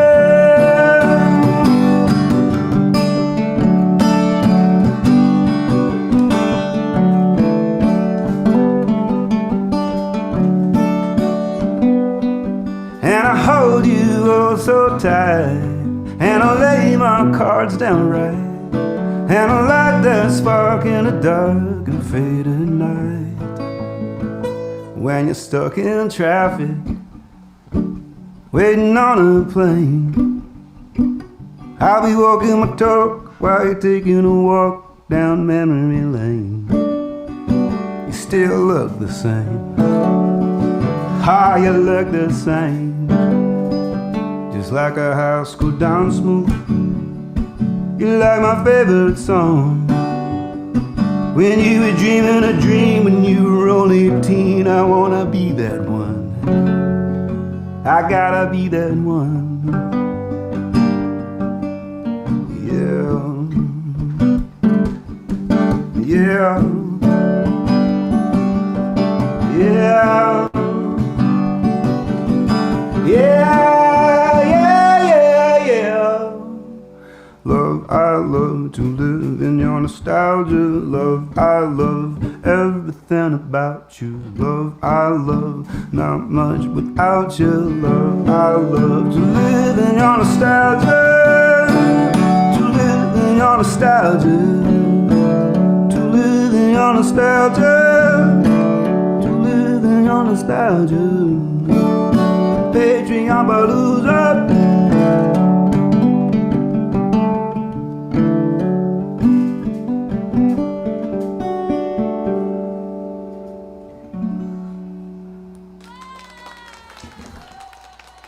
Am I hearing applause? Yeah, applause, bro. Applause. It's Where's that happening. coming from? It's coming from here. Ah, that's it. Brilliant, brilliant. It's in the can. It's funny. I think everyone's commented on it tonight because after a year of not hearing applause, like it's visceral. Even if it's like slightly fake, well, who cares? Like it's like, Totally. I know you've been live streaming too, so it's usually like one direction where you kind of don't really see the people, and Yeah. it's kind of crazy. Like we've just started watching the last season of The Voice because friends of ours said it was amazing, and I watched I think maybe the first season and just haven't watched it. But they have a whole wall of Zoom faces, and I'm like, oh man, faces in a room, like it's wild. Yeah, I've heard about that. I think I've seen a picture of it. It looked, bizarre. And I've been doing the outdoor restaurant gigs back at resorts, and there's a whole new gratitude playing to real live humans, because that's music is just this human construct. I mean, I think music's mathematically inherent in the universe, and humans have extracted the aesthetic parts that we like, that are pleasing to us, for us to share and relate to each other over, and relate to the world in a way. So kind of not being able to share that is a really weird thing. Yeah, it is weird. I mean, it is, music is just vibration. It's just sound waves moving through, the air, and to be able to feel them in our bodies is like, that kind of thing. I mean, we've used big subwoofers and, huge And there's a power to it. There's like, reaches. people, I mean, I don't know if you get this when you play the kind of gigs, those pay the bills, or what I call, like, you can call them bread and butter, you can call it karma credit, building up the karma credit, the ones in the background. Those gigs, like, if you just sit there and they'll sit there and they'll apologize that people aren't listening, and that. My thing is, like, it's a sound healing. It's an opportunity, and like, and they're apologizing, or they think that I don't know what's going on, but you get this privilege of putting speakers to your microphone and to your guitar, and you can put sound waves out there, and you totally fill up the air and the vibe, and you shape how the night goes for the whole room and the whole establishment, and you get used to that, and it's a lovely feeling. And to not do that for a year is like, wow, that's my favorite thing to do. Yeah, it's been tough. Yeah. I'm glad you made it through. I'm glad you're still out there doing the thing, and I certainly can't wait until I can see you live again in person. I'm Totally. trying to figure out that soon, which should be fantastic. So. Yeah, thanks for having me on here, brother. Yeah, man. Thank you for being on here. I love it. I love watching you play. I just love how comfy you are with yourself and with your instrument, and how joyful you are. It makes me Right. It's like, smile. people keep on giving me opportunities and putting a camera on me, or something. I'm like, okay. People keep on paying me to play gigs, and I'm like, okay, this is great. Let's keep going. Yeah. I love this comment from Samantha May. It says, I miss standing in front of a speaker. That feeling when you can't distinguish between your heartbeat and the rhythm. And I think that's so true, the way we're just Totally. intrinsically, like, rhythm is in our bodies. Our heart really beats. Yeah. And so kind of how that feels. Yeah, and a professional venue has set up the subwoofer and the sound to make sure that happens on the night. Whereas it's not necessarily coming through if you're listening to it on your phone or on your laptop. It's just not the same experience. And to have the human who's making that vibration right in front of you is, it's visceral. It's for sure. It can't be converted through technology. Nope. No, Yeah. we've been able to have some little parts of it, but it's not the full experience. So Yeah, I'm well, hoping that what's- people will be just like totally aching for live music. Well, I learned how to hone a lot through the technology. Because the technology is so unforgiving. And so you got to like make sure everything's just mixed right and sounding right, and you got to play just right, and then that's really helped my live performance. So I'm definitely grateful for the experience. But Awesome. good now that it's just an option. Exactly. Yeah. Exactly. Awesome. Well, thanks so much, bro. I hope to see you in the real world real soon. And Would thank love you for being to. part of this. It was All the incredible. best, absolutely, anytime. Mad love. Thanks, man. Cheers. We'll see you soon. Peace. Oh, man, so many incredible artists. I'm just grateful to be part of this whole experience. We have a few minutes until I'm bringing on one of our final outside artists for the evening. I've been reminded by all of my people, because my people are incredible and on my team and cheering for me, just like, you haven't played a song, you haven't talked about you haven't talked about your Patreon, what are you doing? I'm like, yeah, sure, okay, I get it. So basically this idea stemmed out of the fact that I've been on Patreon for 3 years. It was about putting out the record. That record came out in September, and there's a lot more music to be done. In 2019 alone, Karen and I wrote almost 50 songs, and we've already written about 37, I think, this year. And there's a lot of projects. So I think many of you have seen, if you've been around, you've seen the three of us as well, Matthew/Flammy Grant, and Karen and I at the Fireplace have all different incarnations of things. So on Sunday morning when we do music at Sojourn Grace Collective, we make original music there, and we're going to put out some of that stuff under the Wide Open Commons. We did one single already this year, which is the Quarantine Hymn, which was the song we wrote right as kind of COVID hit. But we have a whole bunch of other things. So we have other EPs planned, and then obviously Story and Tune, which is coming up, at the top of the hour. We have tons and tons of songs to get recorded. So for me, one of these things about Patreon is the ability and the freedom, like many people have spoken and many of the patrons who've come on to speak about that, the freedom to be able to create and to not worry about, about how you're going to find the money to mix something or to release something. And music, it costs money. That's just kind of the reality. I actually have a beautiful Nord keyboard here, which I was only able to buy because I sold my vintage Whirly back in Brooklyn. And so there's always this constant trade where you're trying to squeeze dollars out of things. And so Patreon is a place where people can support me monthly. They also have the option now on Patreon for you to sign up as a supporter and pay it annually. So pay a whole year up front, and you actually get a discount for that. So that is this is pretty much why I'm doing this, is to relaunch my Patreon, to start it again. And I actually I haven't yet rebranded the whole thing. That'll be something I do in the next coming weeks. It has been called the Drinking Buddies is my Patreon community. That has shifted a lot in my life, where I've realized with anxiety and all sorts of things that hasn't been a major priority for me. And it's not just, that felt like a cute little branding exercise for me as a kind of, as an Aussie living in New York City and kind of working in the church, but sort of this larrikin drinking kind of character. And it was something that I think that it was something that it is a part of me. I enjoy kind of getting people together and enjoy hanging out, enjoy a beer, but I just felt like that was overstressed. And what has become more evident to me as I've kind of moved down this journey on Patreon is the healing nature of this work of music in my life and how that contributes to the larger conversation. And I'm just so proud to be amongst artists all today who've come from all different kinds of backgrounds, but who are all speaking into what it means to be human and what it means to love unconditionally and extravagantly, and what it means to pursue the dignity of all humans in the world. And these are values which I hold, I'm in alignment with, and it is a lot of part of the work that I do as well. If you've been around here, you kind of know that through songs like Preacher's Daughter, which is talking about purity culture and patriarchal church culture, and if it's songs like An Eye for an Eye that's talking about gun violence in America, or Mama that's speaking about black and brown lives that are lost at the hands of police and authorities, that there is a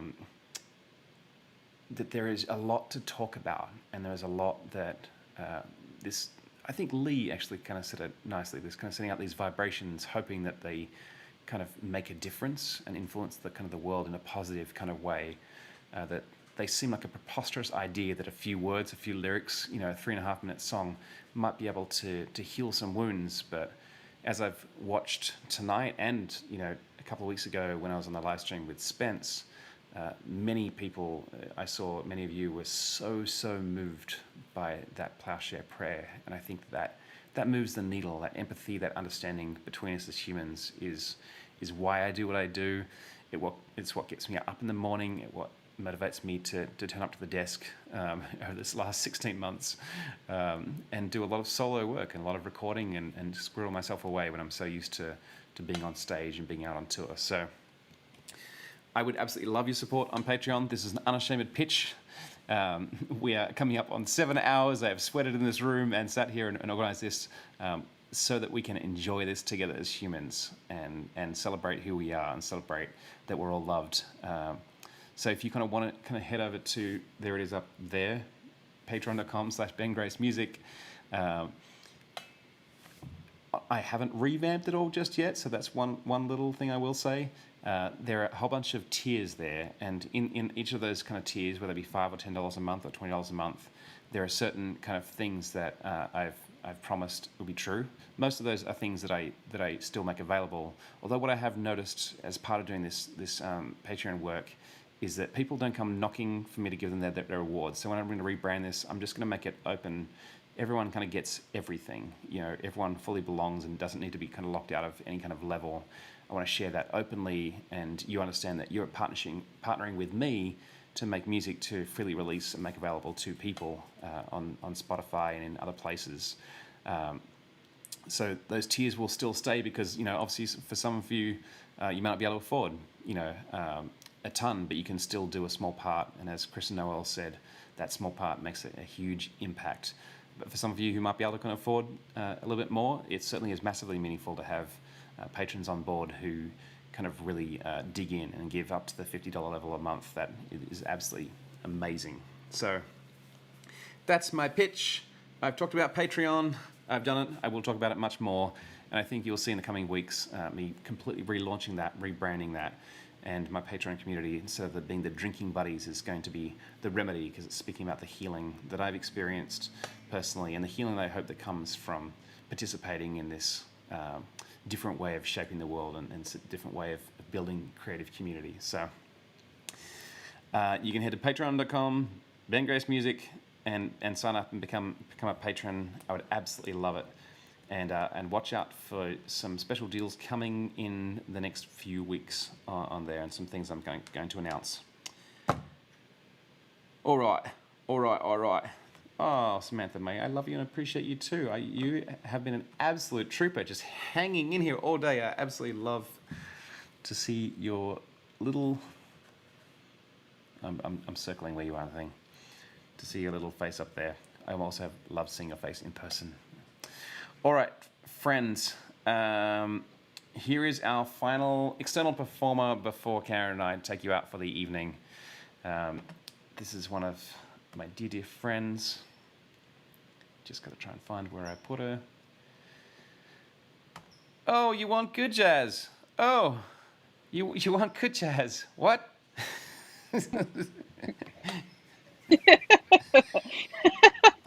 That's me. Hello. Hello. This is a trip. This is my first live stream thing. First live stream thing. Ooh, Where have you been? Am I coming through okay? Yep.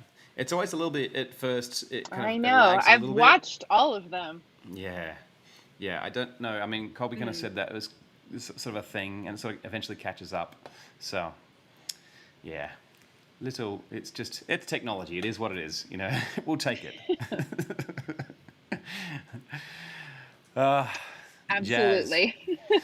You're all the things. You're a screenwriter. You're a poet. Ben. You're a musician. You're just an all-round creative human being who exists in an amazing part of the world. You have been a patron of mine for some time, and you've recently launched your own Patreon. So tell us a little about who you are, where you are in the world, and what you do. Mm-hmm. Thank you. Yes, I live in Monrovia, California. I am an LA native as much as I can be on stolen land. Yeah, and I've been writing pretty much my whole life. I went to school for screenwriting, And then, yeah, I've most recently been working on my first novel, which is big. Um, and yeah, and then a lot of poetry the last couple of years. And in the next couple of months, I'm going to be releasing my first couple of poetry books. So that's mostly what you'll be hearing from me tonight. And yes, and I started my first Patreon, which is, yeah, like similar to you. I mean, we've talked about this. I'm going to be doing a little bit of rebranding. Nothing wild, mostly just I'm going to be, because I'm working on so many different things, it's just not going to be only poetry. Right now, it's only poetry. And that's still most of what it'll be the next couple months. But yeah, but I'll have an album coming out in the fall. And eventually, this novel will be out in the world. So yeah, I'm yeah, very new to Patreon, but really, yeah, I've really enjoyed supporting Patreon for a few years, and it just kind of hit me this year. It was like, wait a minute, like I really enjoy using this and supporting people I care about and work I care about. Like, why don't I think I like have people that would do that for me too? Yep, absolutely. Why not me? Because, you know, I will confess that I came from a home that didn't have a lot of money. So growing up, you know, we never went without food, but it was always very much in my psyche that we didn't have a lot. You know, and kind of, I think growing up as a teenager, definitely felt that disparity with a lot of my friends. And there were times when, you know, we'd go out places and kind of, I was just like, no, I don't know how I'm going to pay for this. And people were very generous. But I think some of those early experiences definitely shaped a lot of my feelings around that. And when I started my Patreon, I was honestly pretty shit scared, you know, because it kind of really bumped up against that insecurity about what am I worth, and am I worth something, and am I kind of worth people investing in? And it's been a real discipline, like, you know, kind of much like Amanda Palmer talks about in The Art of Asking, to learn to put yourself out there and to learn that vulnerability where people can meet you in that middle space. I think Hans said it a little bit ago, the feedback loop between the audience and the artist, where, you know, you lean and ask something and then people answer that, and that is that conversation. Bless you. And, you know, I think it's a vulnerable place to put yourself out there and say, you know, I'm doing this work, and would you kind of come along and do it with me? But I think what's been fascinating is a lot of the artists who've been played tonight are part of a Patreon creatives group that meets up monthly. And many of them had said the same experience. After a while, you realize that this is not, you know, we're taught this kind of, this model of consumerism, like, I'm going to produce this thing, you're going to pay me for it. But after a while, when you're on Patreon, you realize it's not about that. Most people aren't in here because they want their monthly, like, reward. They're in here because they actually value the art, they value the relationship, and the relationship is more important. And so it becomes a different type of contract. And I think Patreon is really literally reshaping the creative world. So I'm glad you leaned in. I'm glad you're going there, because I think it's important internal work as artists to do that. Absolutely. That's very well said. Yeah, and I like I actually really love, I didn't realize that Jack Conte had been like behind the beginnings of it, but I was a huge Pamplemousse fan, and like, oh yeah, I was like, oh, of course, like these people were behind this. Like, this is this is a great idea. These are great people. Yeah. Yeah, so creative. I mean, Jack Conte is just a freak of nature when it comes to creativity. The amount of projects he is going, and I don't know how they do it. I mean, they've figured out how to, you know, through Patreon. I think is a big part of it. You know, they've really kind of been able to monetize all their YouTube videos and the scary pocket stuff they do. And he's an inspiration, because he's just a workhorse. Like, he just never gives up, and I love that. That persistence, I think, is a huge part of it. Absolutely. So you've been a creative for a long time as well. You come from a family of creatives, yes, of dreamers, and people who've started, you know, ventures and yeah. How does it? Where did that start for you? When did you think you kind of woke up to that kind of that understanding in your family, and just like, oh, this thing we pursue this making our life and creating it? Yeah, I mean, I was really lucky because my my parents own their own music software company called Spectre Sonics, But yeah, but I was really lucky because they started it in about, I think, 94. So I was 4 years old. So I really got to see that whole evolution. Like we really had there was from like I was 4 years old, like picking up the phones in the kitchen, um, and being like Spectre Sonics, thanks for calling. Um, to like, Christmases where we had to have things be really tight. But yeah, and then now, thank God, they've done really well, and they've done even through COVID, and they've been able to support a lot of other people who haven't been doing as well. So that's also been like, I've definitely grown up in a family, and I was raised with an understanding that it's like, hey, it's hard, and sometimes you have really lean times, but also very much a spirit of generosity. And my parents actually, I'm not allowed to use the word content in my family because they hate it, because it's been used to like justify not paying artists for their work, because if it's just content, it's not art. So it's tricky to not use, and I'm like, well, sometimes I'm just talking about the content of something. I'm not using it that way, but I'm a words person. I have to be able to use them. But yeah, but I really appreciate that, and it's been I know it's an unusual thing to where there's been times when I've needed to walk away from jobs that were really soul sucking, and I've needed to walk closer toward things that were like nearer to what I wanted to do.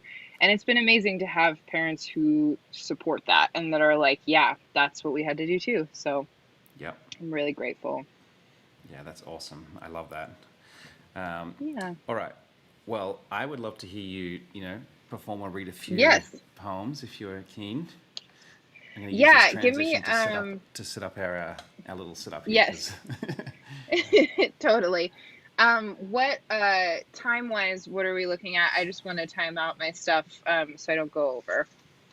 So we're at 5 minutes to 8. I mean, it's only so I think if you do 2 pieces and we come back and chat, that'd be great. Okay. Sounds good. Let me do, yeah. All right, I'm throwing it over to you. All right. All right, I'm going to start with this piece that I did in a poetry class I did with Buddy Wakefield. This is called Loop. She starts out knowing exactly how strong she is.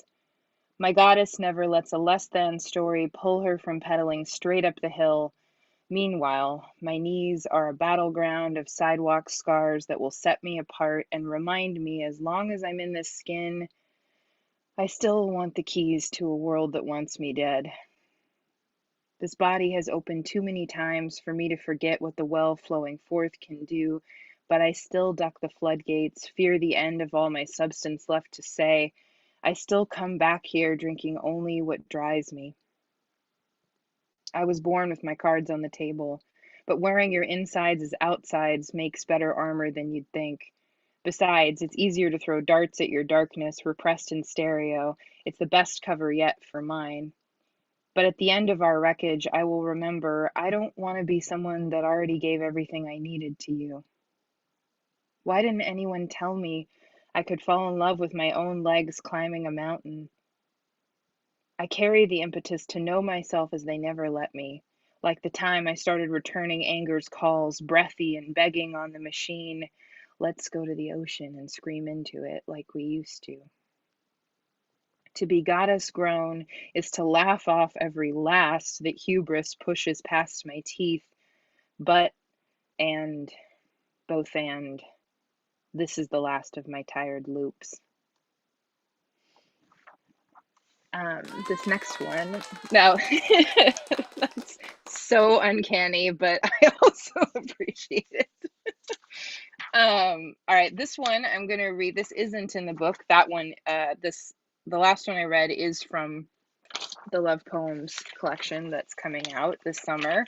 But this one I'm gonna read because, Ben, I know that you know about the subject of this poem. This is one of the few poems I've written about someone that's not myself. I wrote this poem about Leonard Knight, the man who created Salvation Mountain out in Niland, California. And it came from the prompt failure miracle. And that's kind of the person that I think of, because he built this incredible mountain and it fell down. Like it like was completely destroyed very quickly after rebuilding.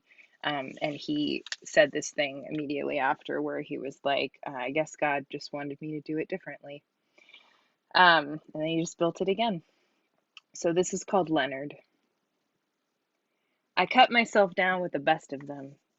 I let you laugh through my lonely only because you can't see me yet, building the bones of us back up into a mountain again, back up beyond my breathing days. Adobe rain runs lines into the skin, your snowbound small town church chased into the desert, into the wilderness, keeping your devil's company, starved for sight. Stand closer to me. Let me spit a little mud in your eye. Breathe, brush it away with one weathered thumb, and you'll see the promise of the rainbow that refused the open sky for a pair of broken wings that belonged here to hold you closer, right in the dusty place you are. God, I guess, wanted me to do it different. She promised this land for the failure miracles, if only this place, just for us. Keep walking. Out there is a world near ruins, in desperate need of paint.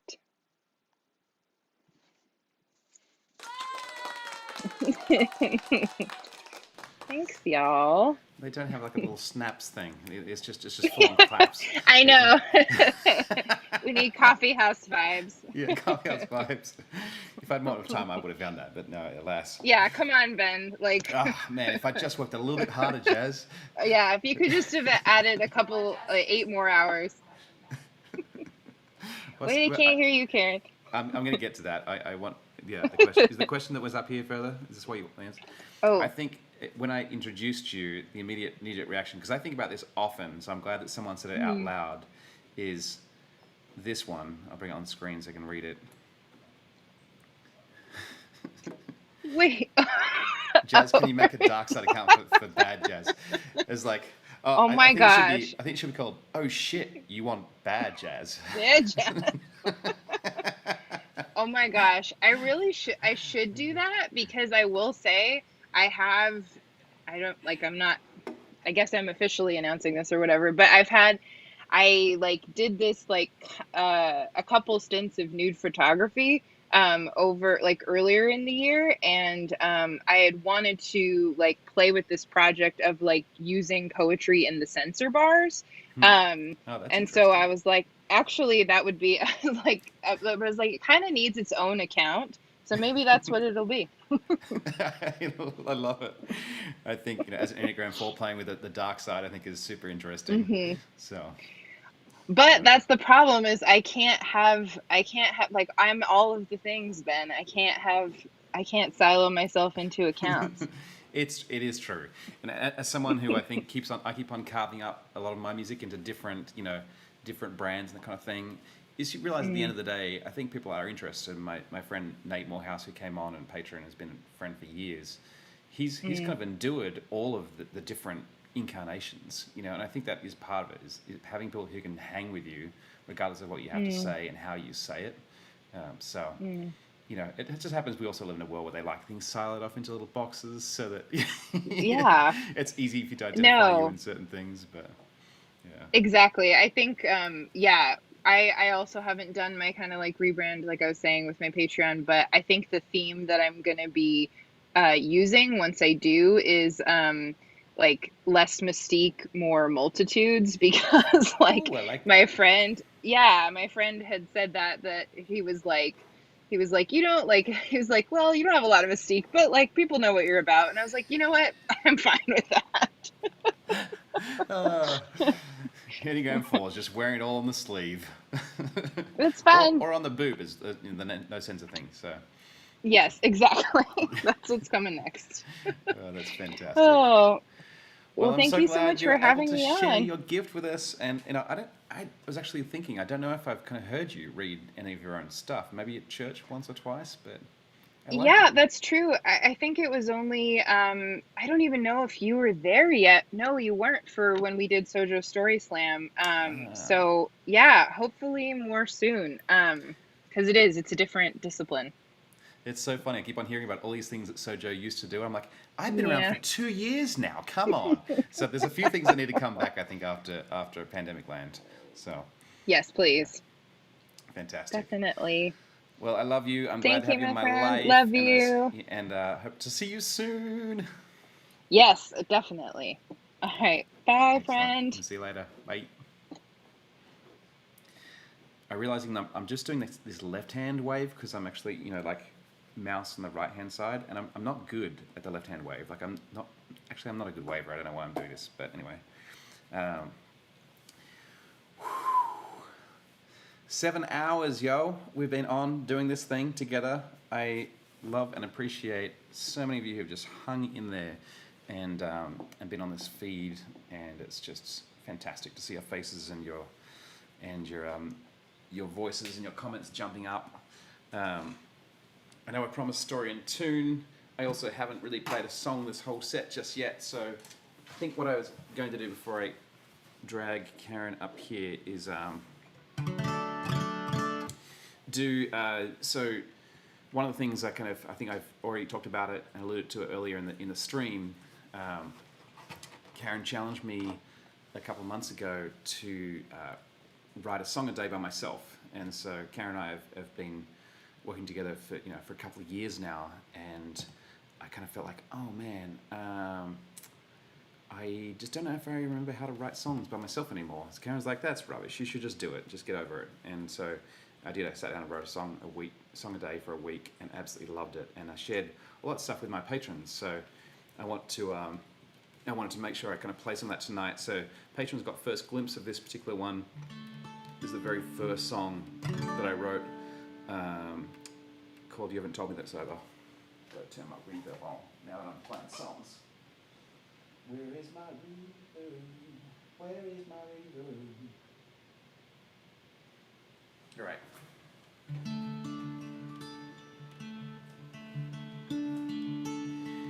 Are you trying to live?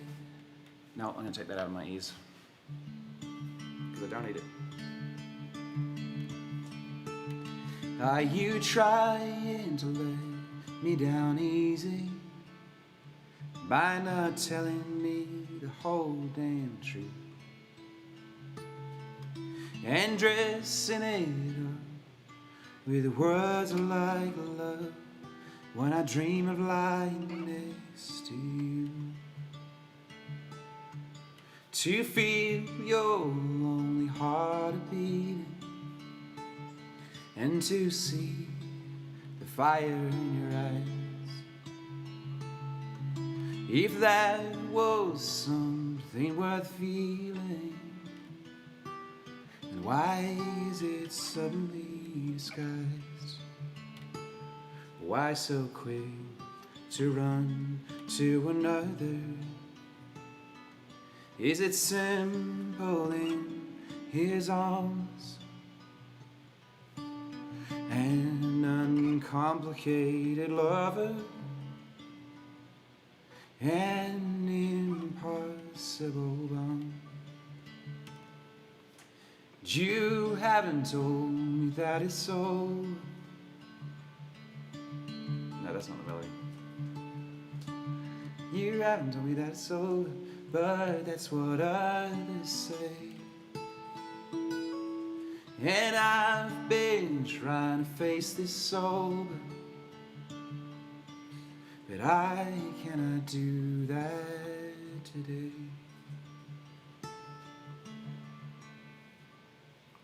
So tell me now, I never want your love. Will we do, or will we don't? Because the heat of a southern summer lonely got me sweating more than most. Why so quick to run to another? Is it simple in his arms?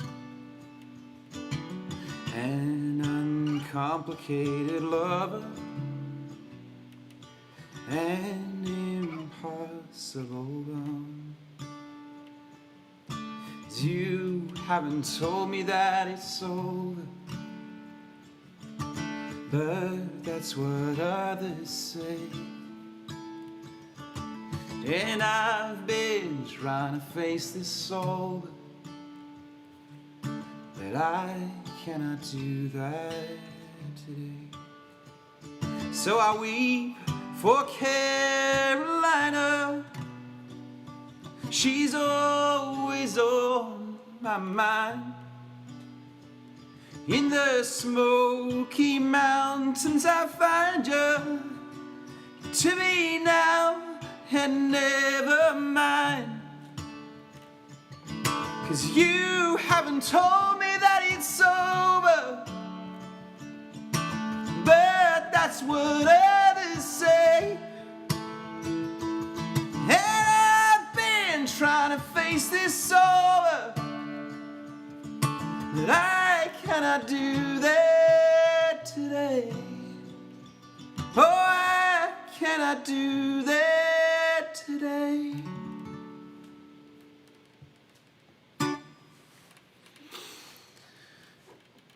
Thank you, friends, for the comments.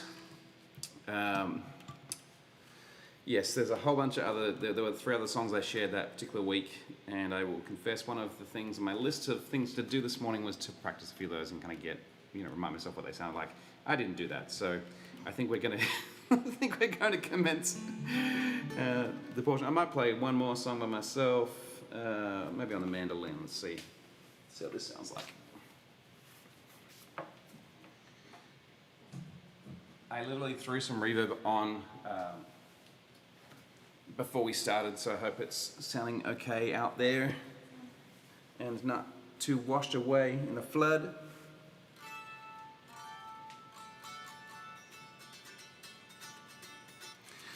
Woo!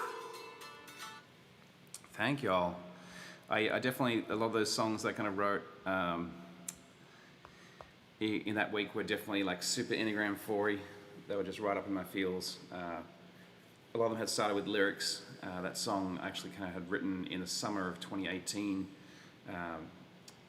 partly kind of in my apartment in Brooklyn and partly in the mountains of Asheville as the shit was hitting the fan in my life. And so, yeah, there were a lot of feels around that part of my life. And so I pulled out a bunch of old lyrics and just sort of dusted them off and finished them off and written melodies. All right.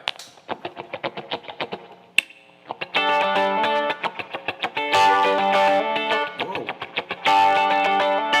Well, that's hot. I might turn him down.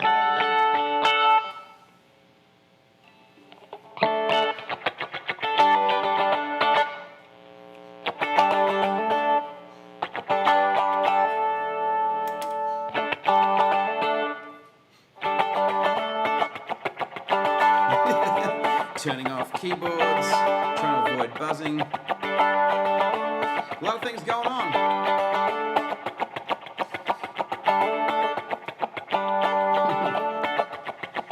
And I'm counting on, I don't know what the first line to this song is. I've played it so many times, I don't know what the first line is. And I'm counting all the battles on the way up to the bank, enslaving all the day under a man who couldn't thank. And at night I take this little stage and beat up old guitar.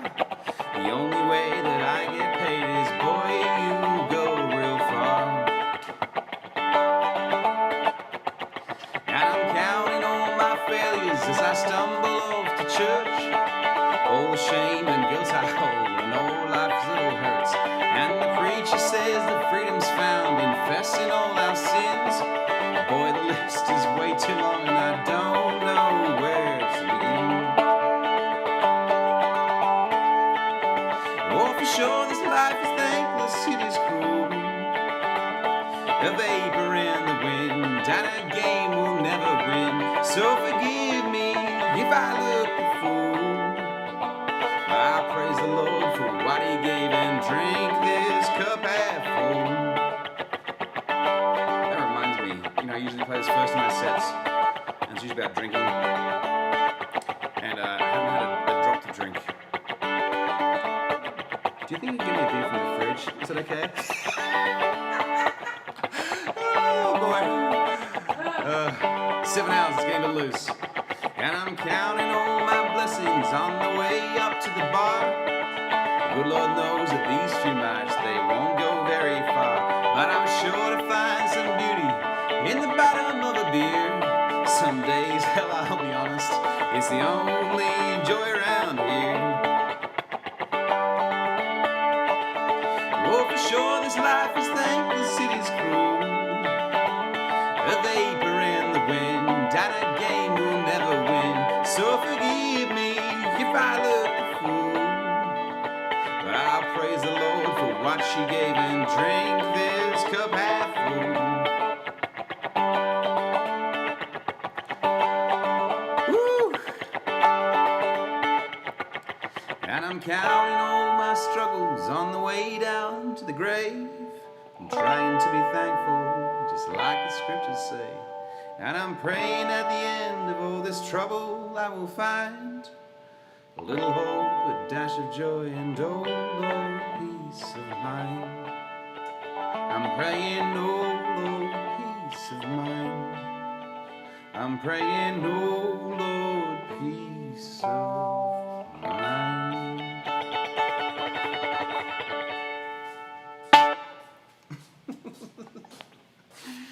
You're the best.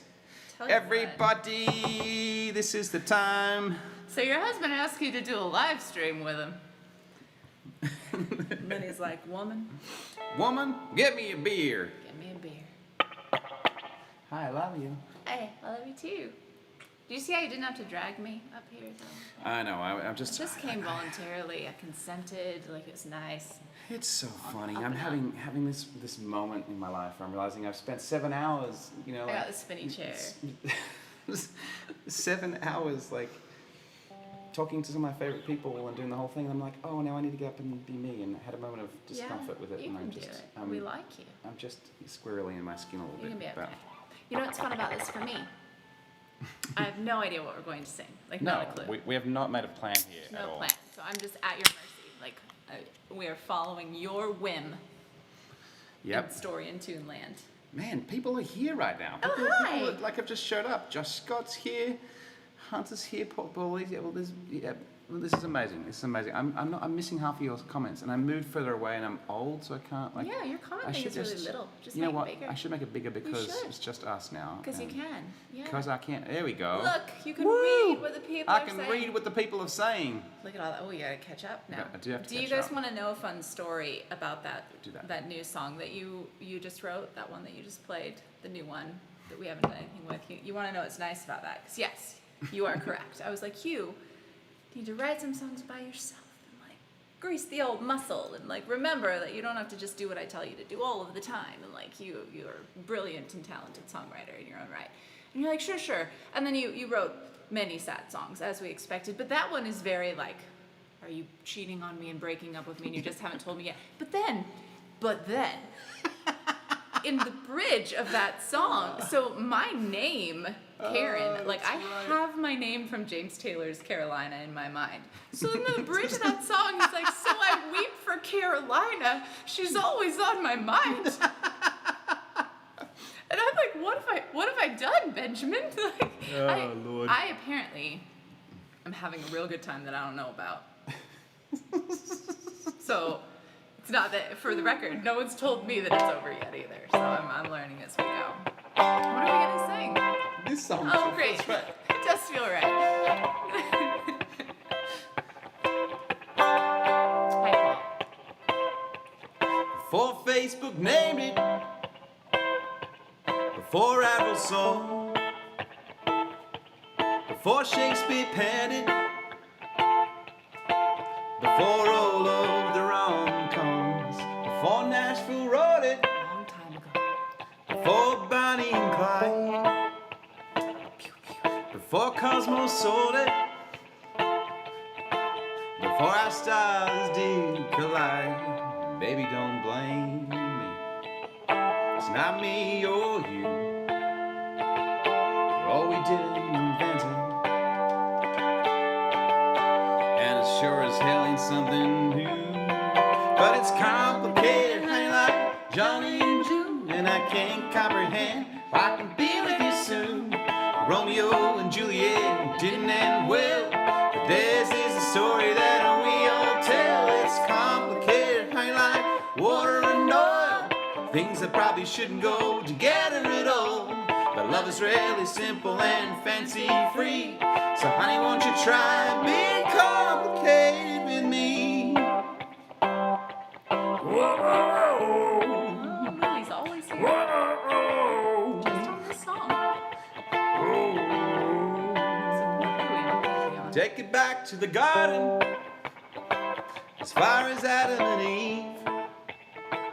You know that serpent's never lying. Sorry, we're Adam and Steve. When it comes to you and me, I have to beg your pardon. The story I'm trying to weave, Lord knows I'm trying to wear my heart on my sleeve. Baby, don't blame me. It's not me or you. Apparently it's me. Oh, we didn't invent it. And as sure as shit ain't something new. But it's complicated, ain't like Johnny and June. And I can't comprehend why I could be with you soon. Romeo and Juliet didn't end well, but this is the story that we all tell. It's complicated, ain't like water and oil, things that probably shouldn't go together at all. But love is really simple and fancy free. So honey, won't you try being complicated? Cause it's complicated, ain't like Johnny and June. And I can't comprehend why I can be with you soon. Romeo and Juliet didn't end well, but this is the famous story we all tell. It's complicated, honey, like Texas and oil, things that probably shouldn't go together at all. But love is really simple and fancy free. So honey, won't you try being complicated with me? I think you should update that last lyric and be like Texas and snow or Texas and heat waves. Because like Texas can't do either of those things apparently without like. Listen, if we start collapsing. updating lyrics to that song, we're just going to rewrite the whole Especially thing. the parts about Texas. And Avril Lavigne and Facebook and all those things that basically It's just won't be, complicated. you know. Oh yeah, Melissa, Maya from Texas, represent. Texas. I'm sorry about your cold and your heat. Your grid. Sorry about your grid, Texas. I'm sorry about your power. Now I have to turn this back on because I turned it off to stop the buzz. Woo! I'm remembering why I don't usually sit in the spinny chair. Yeah, you also like you've Really gone short? from being like a couple inches taller than me to Yeah, I'm feeling enjoying like, it. I think hello, it's nice. wife, you're very No, just the little woman today. It's great. maybe just a couple inches high anyway. Well, it's because you dragged me up. Oh man, oh my gosh. Because you got to play the hits, right? It's always this.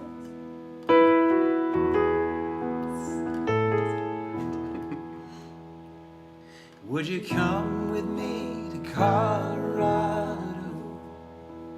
Would you scale the Rocky Mountains high? Would you trust this restless desperado?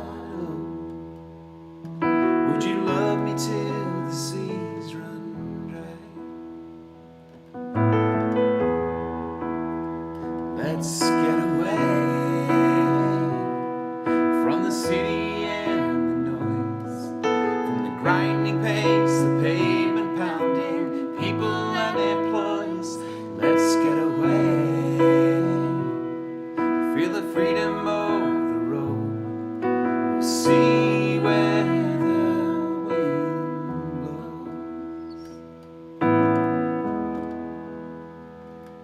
Would you come with me to Eldorado? Would you sail stormy seven seas?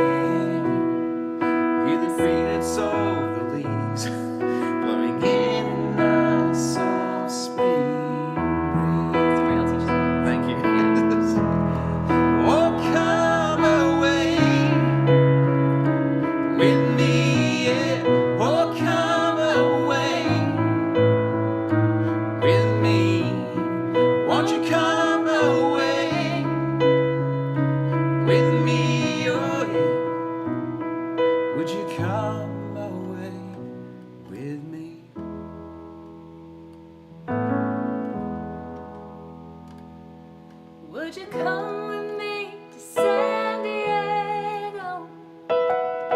Would you meet me at the waterside?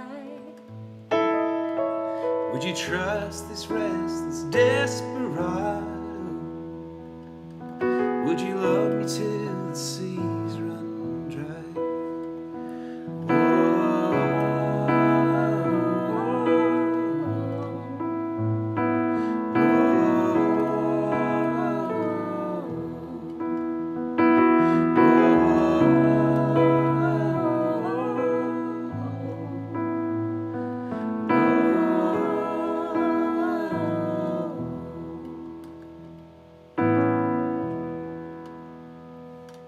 Would you trust this restless desperado?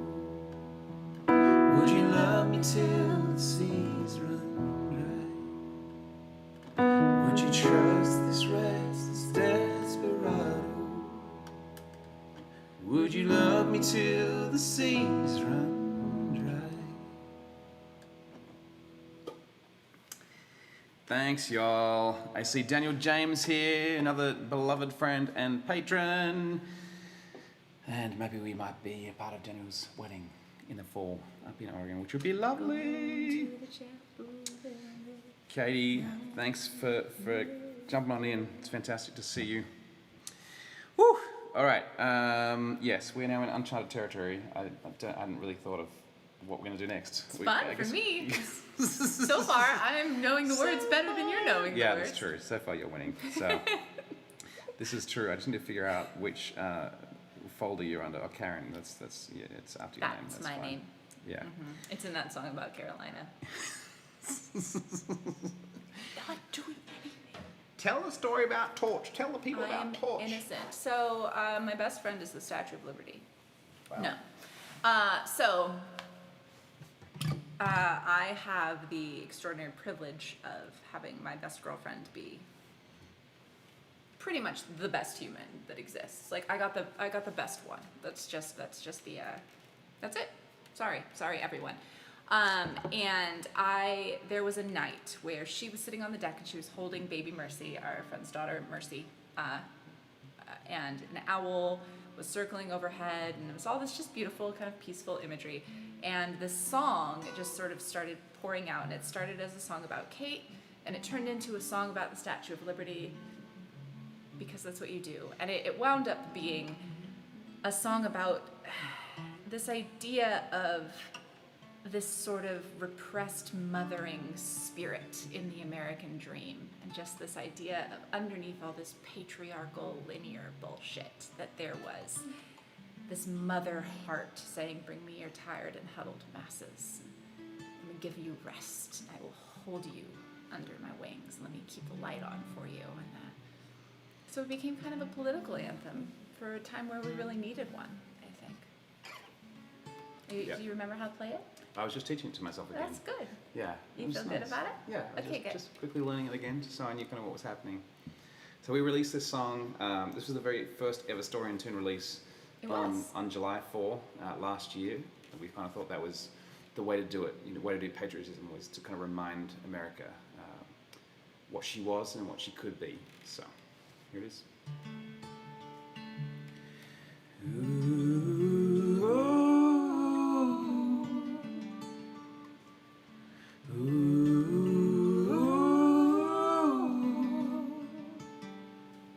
She don't keep a record of the wrongs that we will carry. She is hell-bent and weary. She was always quick to cry, and hope is swoop in circles that she used to be afraid of. The shapes that she is made of, well, it happens, they can fly. And she don't believe in Jesus, not the way you think she should. But it's mercy that she's holding, and she's holding on for good. Oh, oh, oh, oh. Well, she's aching at the edges. Yeah, she's breaking at the seams. She has always been a dreamer, but her midnight's closing in. She's a vessel and a healer. Love can pick its poison. She is swallowing the noise, and she is staying till we win. Bet she don't believe in Jesus, not the way you think she should.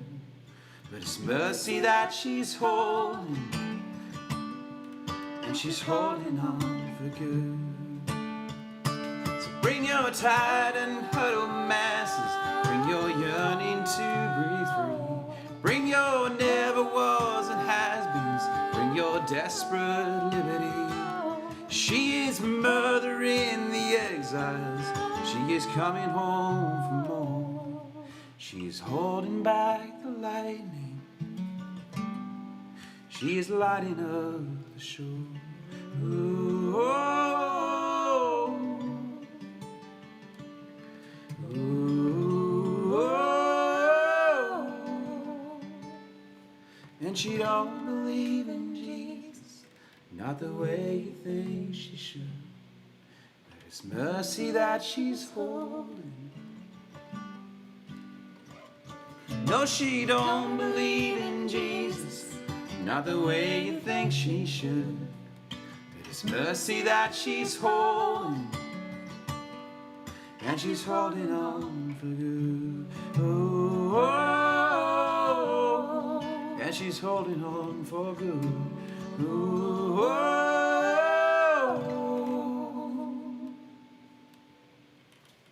oh. You did it! Woo! Learning these songs again, yo. It's been real fun. We did play a folk festival in February. I think it was in February. That was a long time ago. This year, this last 16 months has been just simultaneously a blur, and also just kind of felt like the longest time ever. So, I think one of the things that's funny is when you're Ben and Karen and you're writing as many songs as we write, is that we forget to go back and practice the ones that we.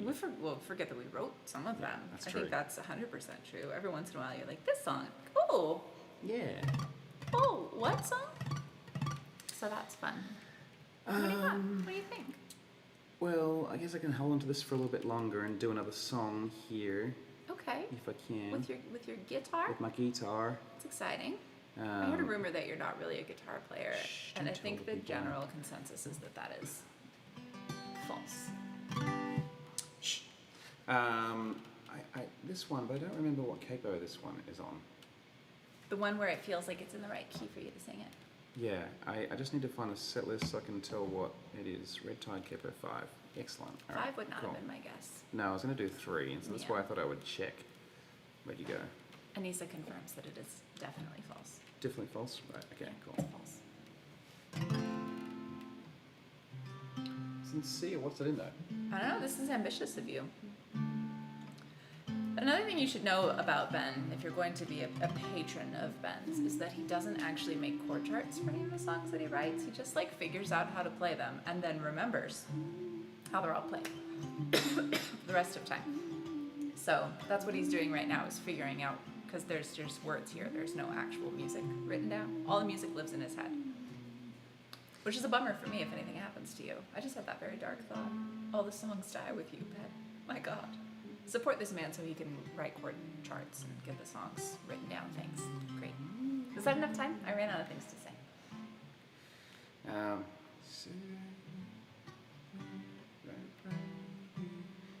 It was not enough time. So here's what I like about Patreon. Since the dawn of time, art has been collaborative. Art has been bearing witness to what's going on in the world, and then retelling the story and making sure that the story didn't die, and making sure that the real events and real feelings were recorded and repeated and shared.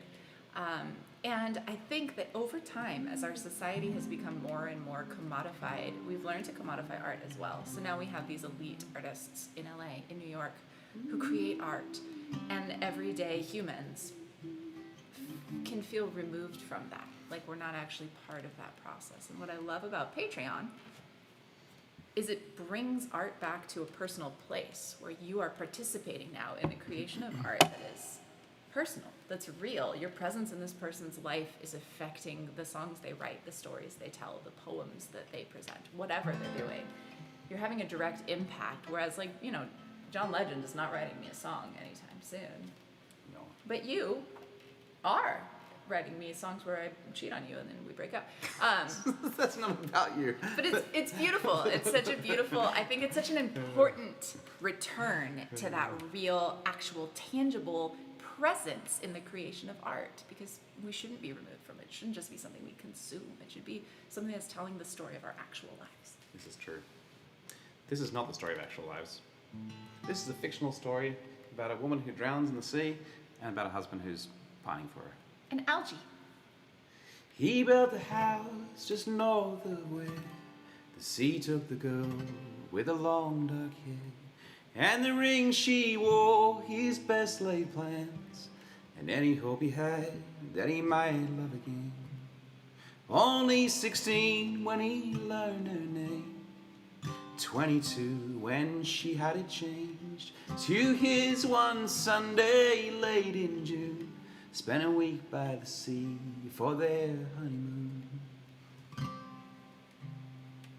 She said, right here, the sand, the sky, the sun setting down and the look in your eye. This is everything I'll ever need. What else could have?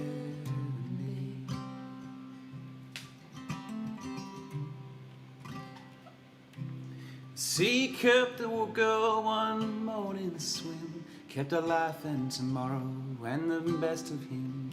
Though he searched the waves till the sky turned black, though he counted forevers that were never coming back, that blew like a rising an ocean grave, came a light from the break of the crashing waves, and a voice like glass in the shattered glow, whispering a promise that she'd never go. He heard her right here, the sand, the sea, the midnight shining over you and me. This is everything I'll ever need. What else could have?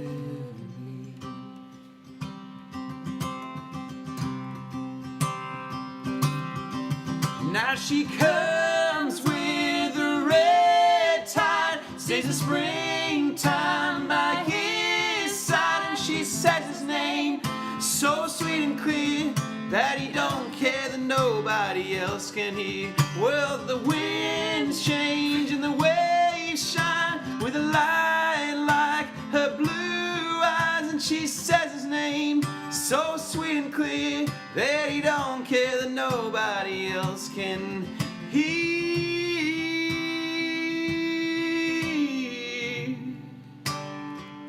Nobody else can hear. So the first one's down. You gotta lock out that melody now. I'll join Do you want me to do the chorus again? No, you're fine. We can do it the next time. Keep going. He waits all year for the tide to change, when the waves turn red and the air turns strange.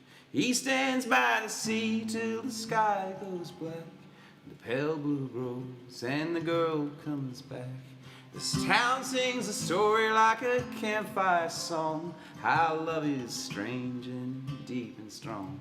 While they watch him whisper while they can't see, to go so the heartache goes to the light from the sea. They say out there, the sand, the sea. He smiles and he laughs like somebody free. He's got everything he'll ever need. What else could have?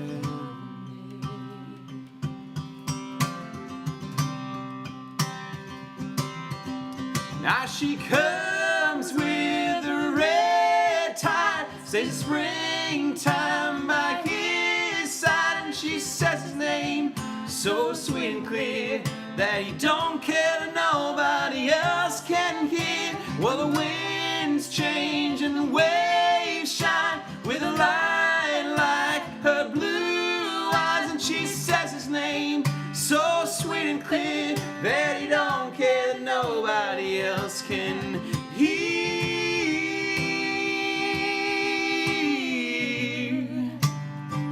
Nobody else can hear. Whoa. He built the house just north of where the sea took the gold with the long dark hair. I like this game. It's a roller coaster. I don't know what's gonna happen. It's real fun. Melody's changing. There's all kinds of stuff. Hey, give me a break. I've been on live streaming for 7.5 hours. Yeah, I know. Wow, this time is going by super fast. How are we here? It's because I'm here. Yeah, okay. I make it fun. I want to like play songs that we haven't kind of recorded and kind of say, hey, like here's, you know, you can actually Sure. support the thing. I was thinking we could maybe do, I don't know, people probably know It All Belongs. You know, we should probably maybe like do some more classic story and tune, maybe. Okay, what you got?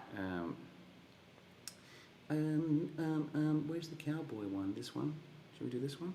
Sure. This is a song about a frog. way back many centuries ago, Sarah Morris was on this lovely show. Yep. Back toward the beginning of the day, and she was talking about writing a song for a carrot prompt, and this is the song we wrote for that same songwriter group. The prompt was frog, and we got here a long convoluted way that I'll spare you, but it makes sense. You'll just have to trust us that it's about a frog. Just like do that one song. What's that one song? Yeah, that one song you like, Hans? If you could be just the tiniest bit more specific, then we're here for you. I think this is one of my favorites of the songs I've written. You think so? Yeah. Yeah. I think it kind of just gets me in a kind of weird spot. It's sad. It's sad, but it's about like someone who's tried hard to find something and hasn't kind of found it, Yeah. and who's kind of journeyed a long way only to kind of find, you know, sort of devastation and nothing at the end of it, and that's not true. I found you. It's about freedom not being free. That's right. Yeah. Called What? It's called Can't Love a Cowboy. I'm tired. You can answer his wink with a smile when you meet at the bar. Give in to a dance or a summer romance, but honey, hold on to your heart. You can make love, you can wake up him in your bed, but his only home is a sad home, and his battle ain't yours to regret. If he leaves in the morning, you'll still be worth more than slick tongues and silvery lies. So don't hitch up his horse to your house like he won't say goodbye. You can't tell the sun down in Dallas that it shouldn't burn, but you can't run away from a lesson you need to learn. You can only hold on to a memory till it fades away. And you can't love a cowboy like he's gonna stay. You can cry when he writes you a song on a lonely guitar, laugh in his arms 'cause he means you no harm, but darling, it ends when it starts. You can tell him you wait, but he ain't gonna come back around. Rivers don't change their direction, and a cowboy can't tie himself down. When he leaves in the morning, you'll still be worth more than slick tongues and silvery lies. So don't hitch up his horse to your house like he won't say goodbye. You can't tell the sun down in Dallas that it shouldn't burn. You can't run away from a lesson you need to learn. You can only hold on to a memory till it fades away.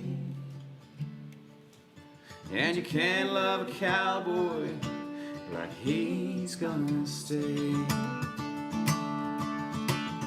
West wind and ride, chase the stars in his eyes till the dust on his boots meets the sea. And he finds that old road is just let him alone when he thought it was leading him free. You can't tell the sun down in Dallas that it shouldn't burn. And you can't run away from the lesson you need to learn. You can only hold on to a memory till it fades away. And you can't love a cowboy like he's gonna stay. No, you can't love a cowboy like he's gonna stay. Don't do it. Don't do it. Don't love the cowboy. Don't do it. As though he's going to stay. Nath would like to know if we can sing Ride the Fear Lullaby. No, we haven't sung that yet, and obviously we need to finish on a lullaby because, heck, we have just piled 8 hours of content. There's the word, content on you, and we probably just need you to rest and relax. So we'll do that later. We'll definitely do that. Okay. Stay tuned. Stay tuned. I wish that I felt confident about this one. Maybe I can figure this out while you talk about it, maybe? You make me work so hard. Surprise songs. I have to work hard, it turns out. Okay, this is a song I worked really hard on. This is maybe a song. I could do it on there instead. I don't know what you want to do. You can do whatever you want. This song, oh boy, we were doing the same thing. We were doing that songwriter challenge, and we really wanted to write kind of an old school country story song, murder ballad, dark tale, kind of like The Night the Lights Went Out in Georgia, that kind of a vibe that was just this really dark, smoky, long tale. And that was the origin of the song. So I wanted to do that, but I wanted to make it kind of a feminist anthem. And he's not seeming very positive about remembering how it goes, which is making me feel like we might be doing this speech in vain. But we wanted to write a badass, feminine, smash the patriarchy manifesto song in an old country format. You usually do it on the piano, don't you? But you feeling wild and free. You're a guitar player now. You've decided. I don't know. I feel like I kind of don't have this one under my feet right now. I could probably figure it out on piano. Probably better. Will you or won't you hear this song? We don't know. Will or won't you? That's we a don't different know. song. I was 12 years old. It can be, sure. We could do it there. That's not where it is, though? I don't know. Could be. Let's try it out. We'll see if I bottom out, and then we'll know that we're doing it in the wrong key, and I'll just be challenged. Maybe this one. I was 12 years old. I was 12. Yeah, let's do it there. Whenever you're ready, just let me know, and I'll sing lots of words.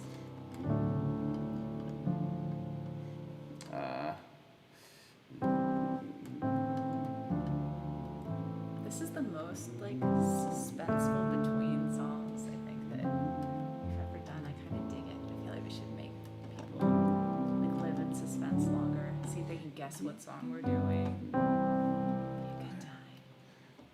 Melissa leaves. She's ready. She's got your back. Hans has got your back. He believes in you too.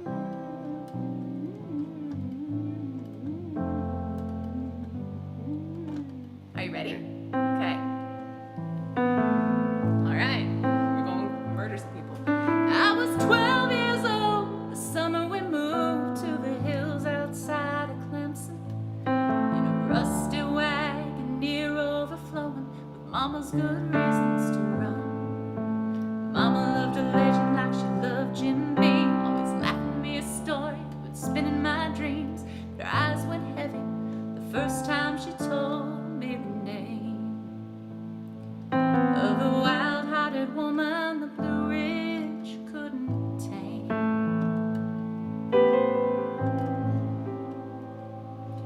She was born in the sort of backhanded country where a lady remembers her place, and a young girl's hopes or cry for justice can vanish without a trace. Where you best not question the way it gets done. Women bleed out just from biting their tongues, and the dust grows thick on the laws and the minds that don't change.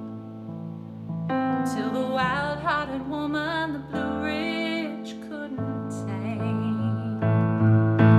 You go out in the woods tonight, you better leave your chains. These hills run with brave rebellion, wolves and old blood stains. Heaven help the man who claims the forest or her trees, 'cause hell hath no fury like a woman breaking free. Oh, hell hath no fury like a woman breaking free.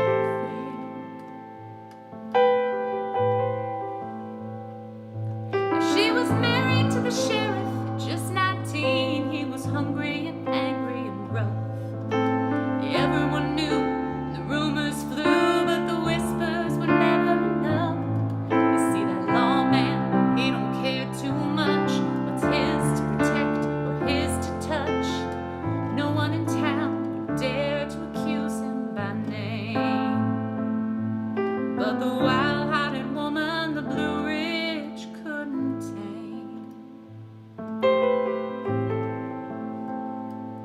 So the afternoon her niece came home with hard tears in her eyes.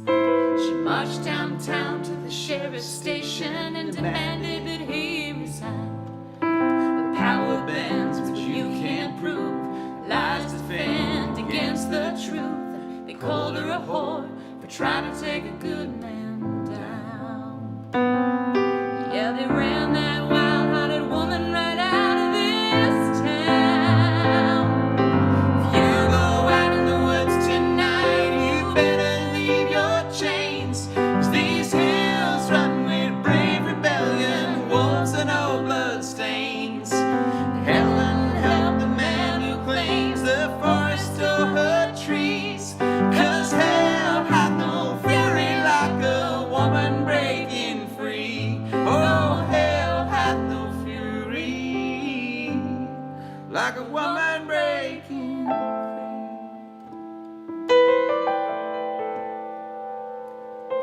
Now the tables turn when what's been silence breaks into a yell. And what is told and must behave is destined to rebel.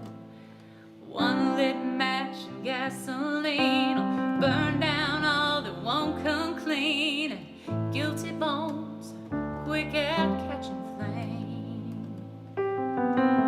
Now all of the sheriff that remains is the legend of the woman the Blue Ridge couldn't tame. Mama held my hand as she brought me to the forest that summer night, where they still say the wild-hearted woman is waiting and ready to fight. She said, if some man is up to no good, girl, you run right here to the edge of this wood. Close your eyes, just whisper her name. Call the wild-hearted woman the Blue Ridge couldn't tame. You go out in the woods tonight, you better leave your chains, 'cause these hills run with brave rebellion, wolves and old blood stains. Heaven help the man who claims the forest or her trees, 'cause hell hath no fury like a woman breaking free. Oh, hell hath no fury like a woman breaking free. Like a woman breaking free. Like a woman breaking free. Yeah, we got there eventually, see? probably taking way too much time to kind of get there. but Don't still. do murders. Don't commit arson. Yeah, don't do all those things. Also, the patriarchy sucks and deserves everything that's coming to it. So, Smash the page. both and. Both and Texas. That song was written for y'all. I mean, it was written technically, I guess, for like North Carolina, but y'all can have it. We'd like to give it to someone there. If someone would like to sing it. You just. I was thinking about how we're going to Nashville. So Karen's never been in Nashville before. I love Nashville. I miss it dreadfully. I used to be there regularly writing songs when I lived in New York, but I haven't been there in years and years. But we are going to Nashville, yo. We bought tickets. We're going to Wild Goose Festival and hang out in Nashville for a week afterwards. I'm like, we should record that song in Nashville. That would be really fun. With what will we record it, dear Liza? With Sheryl Crow. Oh, great. Cheryl, call us. We're going to be in Nashville. We would like to record with you. You just clear your schedule, Cheryl. We're on our way. Oh, Cheryl. Oh, Cheryl. We're going to be friends. She doesn't know yet, but There's so many people. oh, there's so many people and so many songs. Like, yeah, Well, we technically have 5 minutes remaining. I know. We can go a little over. I mean, if you're going to do 8 hours, you may as well do 8 May as well hours go in 5 minutes. Yeah, that's right. Because we've got, we've got Building a Boat, Yeah. which we haven't recorded yet either. I really like Building a Boat because Should do it's this Pride one? Month. Oh, yeah. Snaps. All right, Yeah. let's do this one. Building a Boat is a love song about boundaries, which there aren't many good love songs about boundaries. I would argue there aren't many love songs about boundaries, period. But that's what we would like to do more of, is write songs that are actually sort of trauma informed and incorporate healthy boundaries, which sounds boring, but like trust us, it's going to be cool.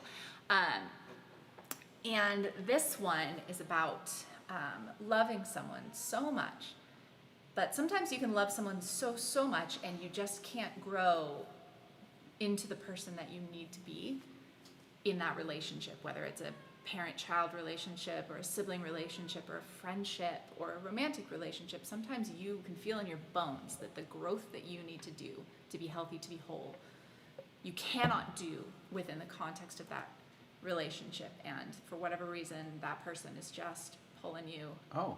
Did it end? Did it just cut us off at 8 hours? That's fascinating. Weird. How? I don't know. It's still going, it says there, but Facebook says we're gone. Facebook says we're gone. That's so weird. That is weird. Did it? That's fascinating. It reached 8 hours, so somehow, like... It just was like It just 8 hours decided. is the max. Should we try and get back on? Goodbye. No, I mean, I don't know that we should. It's a kind of an anticlimactic ending, but it just so we're clear, y'all can't like hear us anymore, right? Cool. It's so weird. Like if you can, tell us now so we don't like say weird things and make it awkward. Yes, if I go Ben Grace, are we still live or no? It's just... I don't think we are. It's weird that maybe No. we're still live on YouTube. Did you go to YouTube too? I haven't been on YouTube, so... Well, no, I know, but like, are we streaming to YouTube? We're streaming to, like, Facebook and YouTube and all the things. I bet we're still live on YouTube and just not on Facebook. There's still 12 people listening, but most people are watching on Facebook. I know, it's really a mystery. You would think that if they were watching us on Facebook, they would be talking to us right now. Yeah. Which they're not doing. Man, that was so funny. If I set it to live stream between the points, I didn't realize it just tapped out. Just dies. Are we live still or no? I really suspect that we might be still on YouTube and therefore on people's televisions and they just can't talk to us. Yeah. Which is really fun. Hey, Gavin. That's funny. Yeah, it looks like we're still here. On YouTube? On YouTube. Yeah. You want to just finish out on YouTube? Sure. With this big, long intermission in the middle where we try to figure out what Man. just happened? Sorry, Facebook. Sorry to ditch you guys. So crazy. All right. So this is a song about building a boat. Y'all heard the speech. You were here, those of you who remain.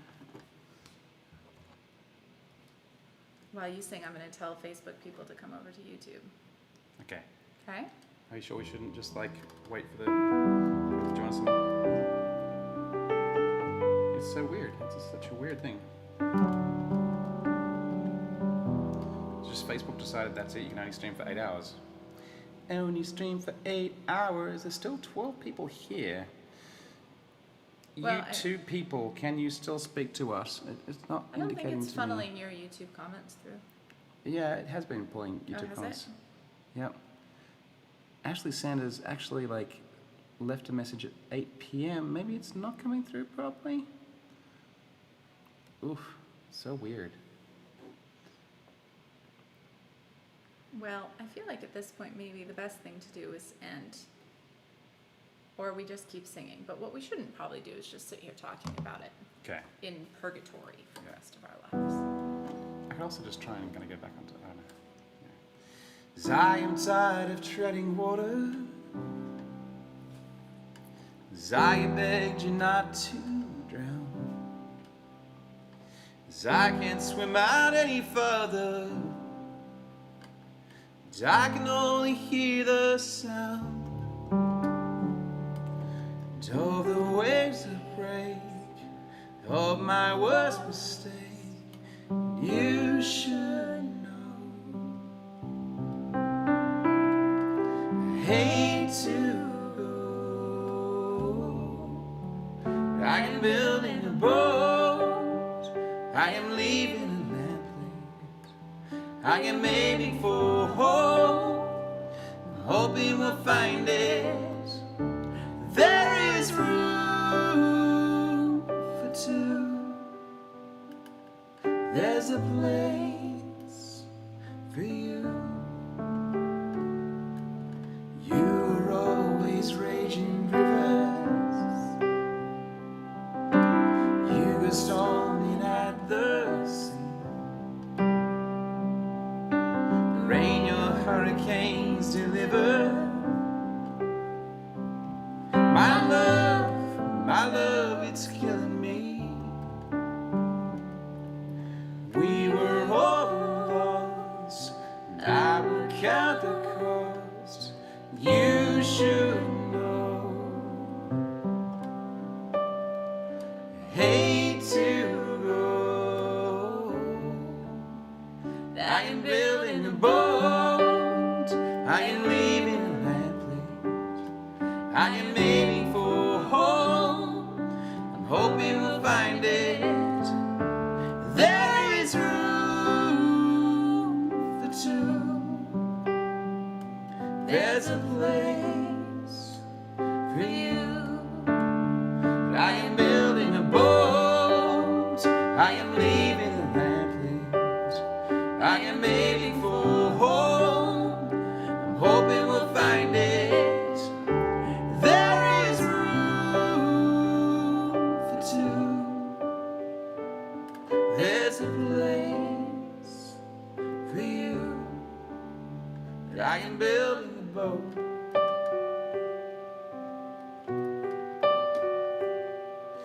You should know. I hate to.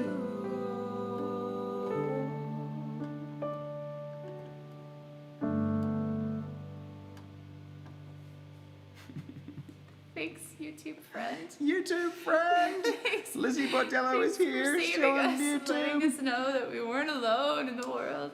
It's so funny because I think the numbers have hovered around this kind of number all day, but I thought most of that was said on Facebook. But people are still potentially watching on YouTube, but just Or that part of it just Ecamm broke. doesn't work. It just doesn't work properly. Sometimes it doesn't. Yeah. Listen, It's YouTube, true. thanks for hanging in there through our long confusion. You came with us through the valley of the shadow of death and emerged to the other side, and for that we are eternally grateful. This is true. This is true. I know we had one more request on Facebook, but I feel like We should probably wrap. we and should then- probably wrap it up. So I am so grateful to all of you who've hung in there for 8+ hours, 7 minutes and 15 seconds it currently stands. You did it. This has been an absolutely mammoth effort, and I am looking forward to doing this again sometime. I know that sounds crazy. But it was so good to actually see people's faces, and maybe we won't do it in 8 hours all in a row, but we'll actually kind of catch up with some of these artists more in kind of, I was going to say more intense, that's not the word, I'm running out of words, but that more intentional kind of one-on-one kind of stuff with all the rest of the stuff. All right. Well, what? This There's this Facebook comment. Listen, Facebook thread is still happening. We So broke weird. the internet. Like, we broke the internet. legit broke the internet. Yeah. Maybe Facebook doesn't allow you to stream for more than 8 hours. Who knows? It's broken now. Anyways, I love you all. I'm so grateful for you. Head over to Patreon and support the stuff today. Hopefully new music can be out and released soon, sometime in the fall, once we kind of gather some new stuff. And yeah, thanks for hanging in there for such a long time. It's been an absolute blast. You did a really nice job. Thank you. I appreciate it. All right. Bye. We'll see you later.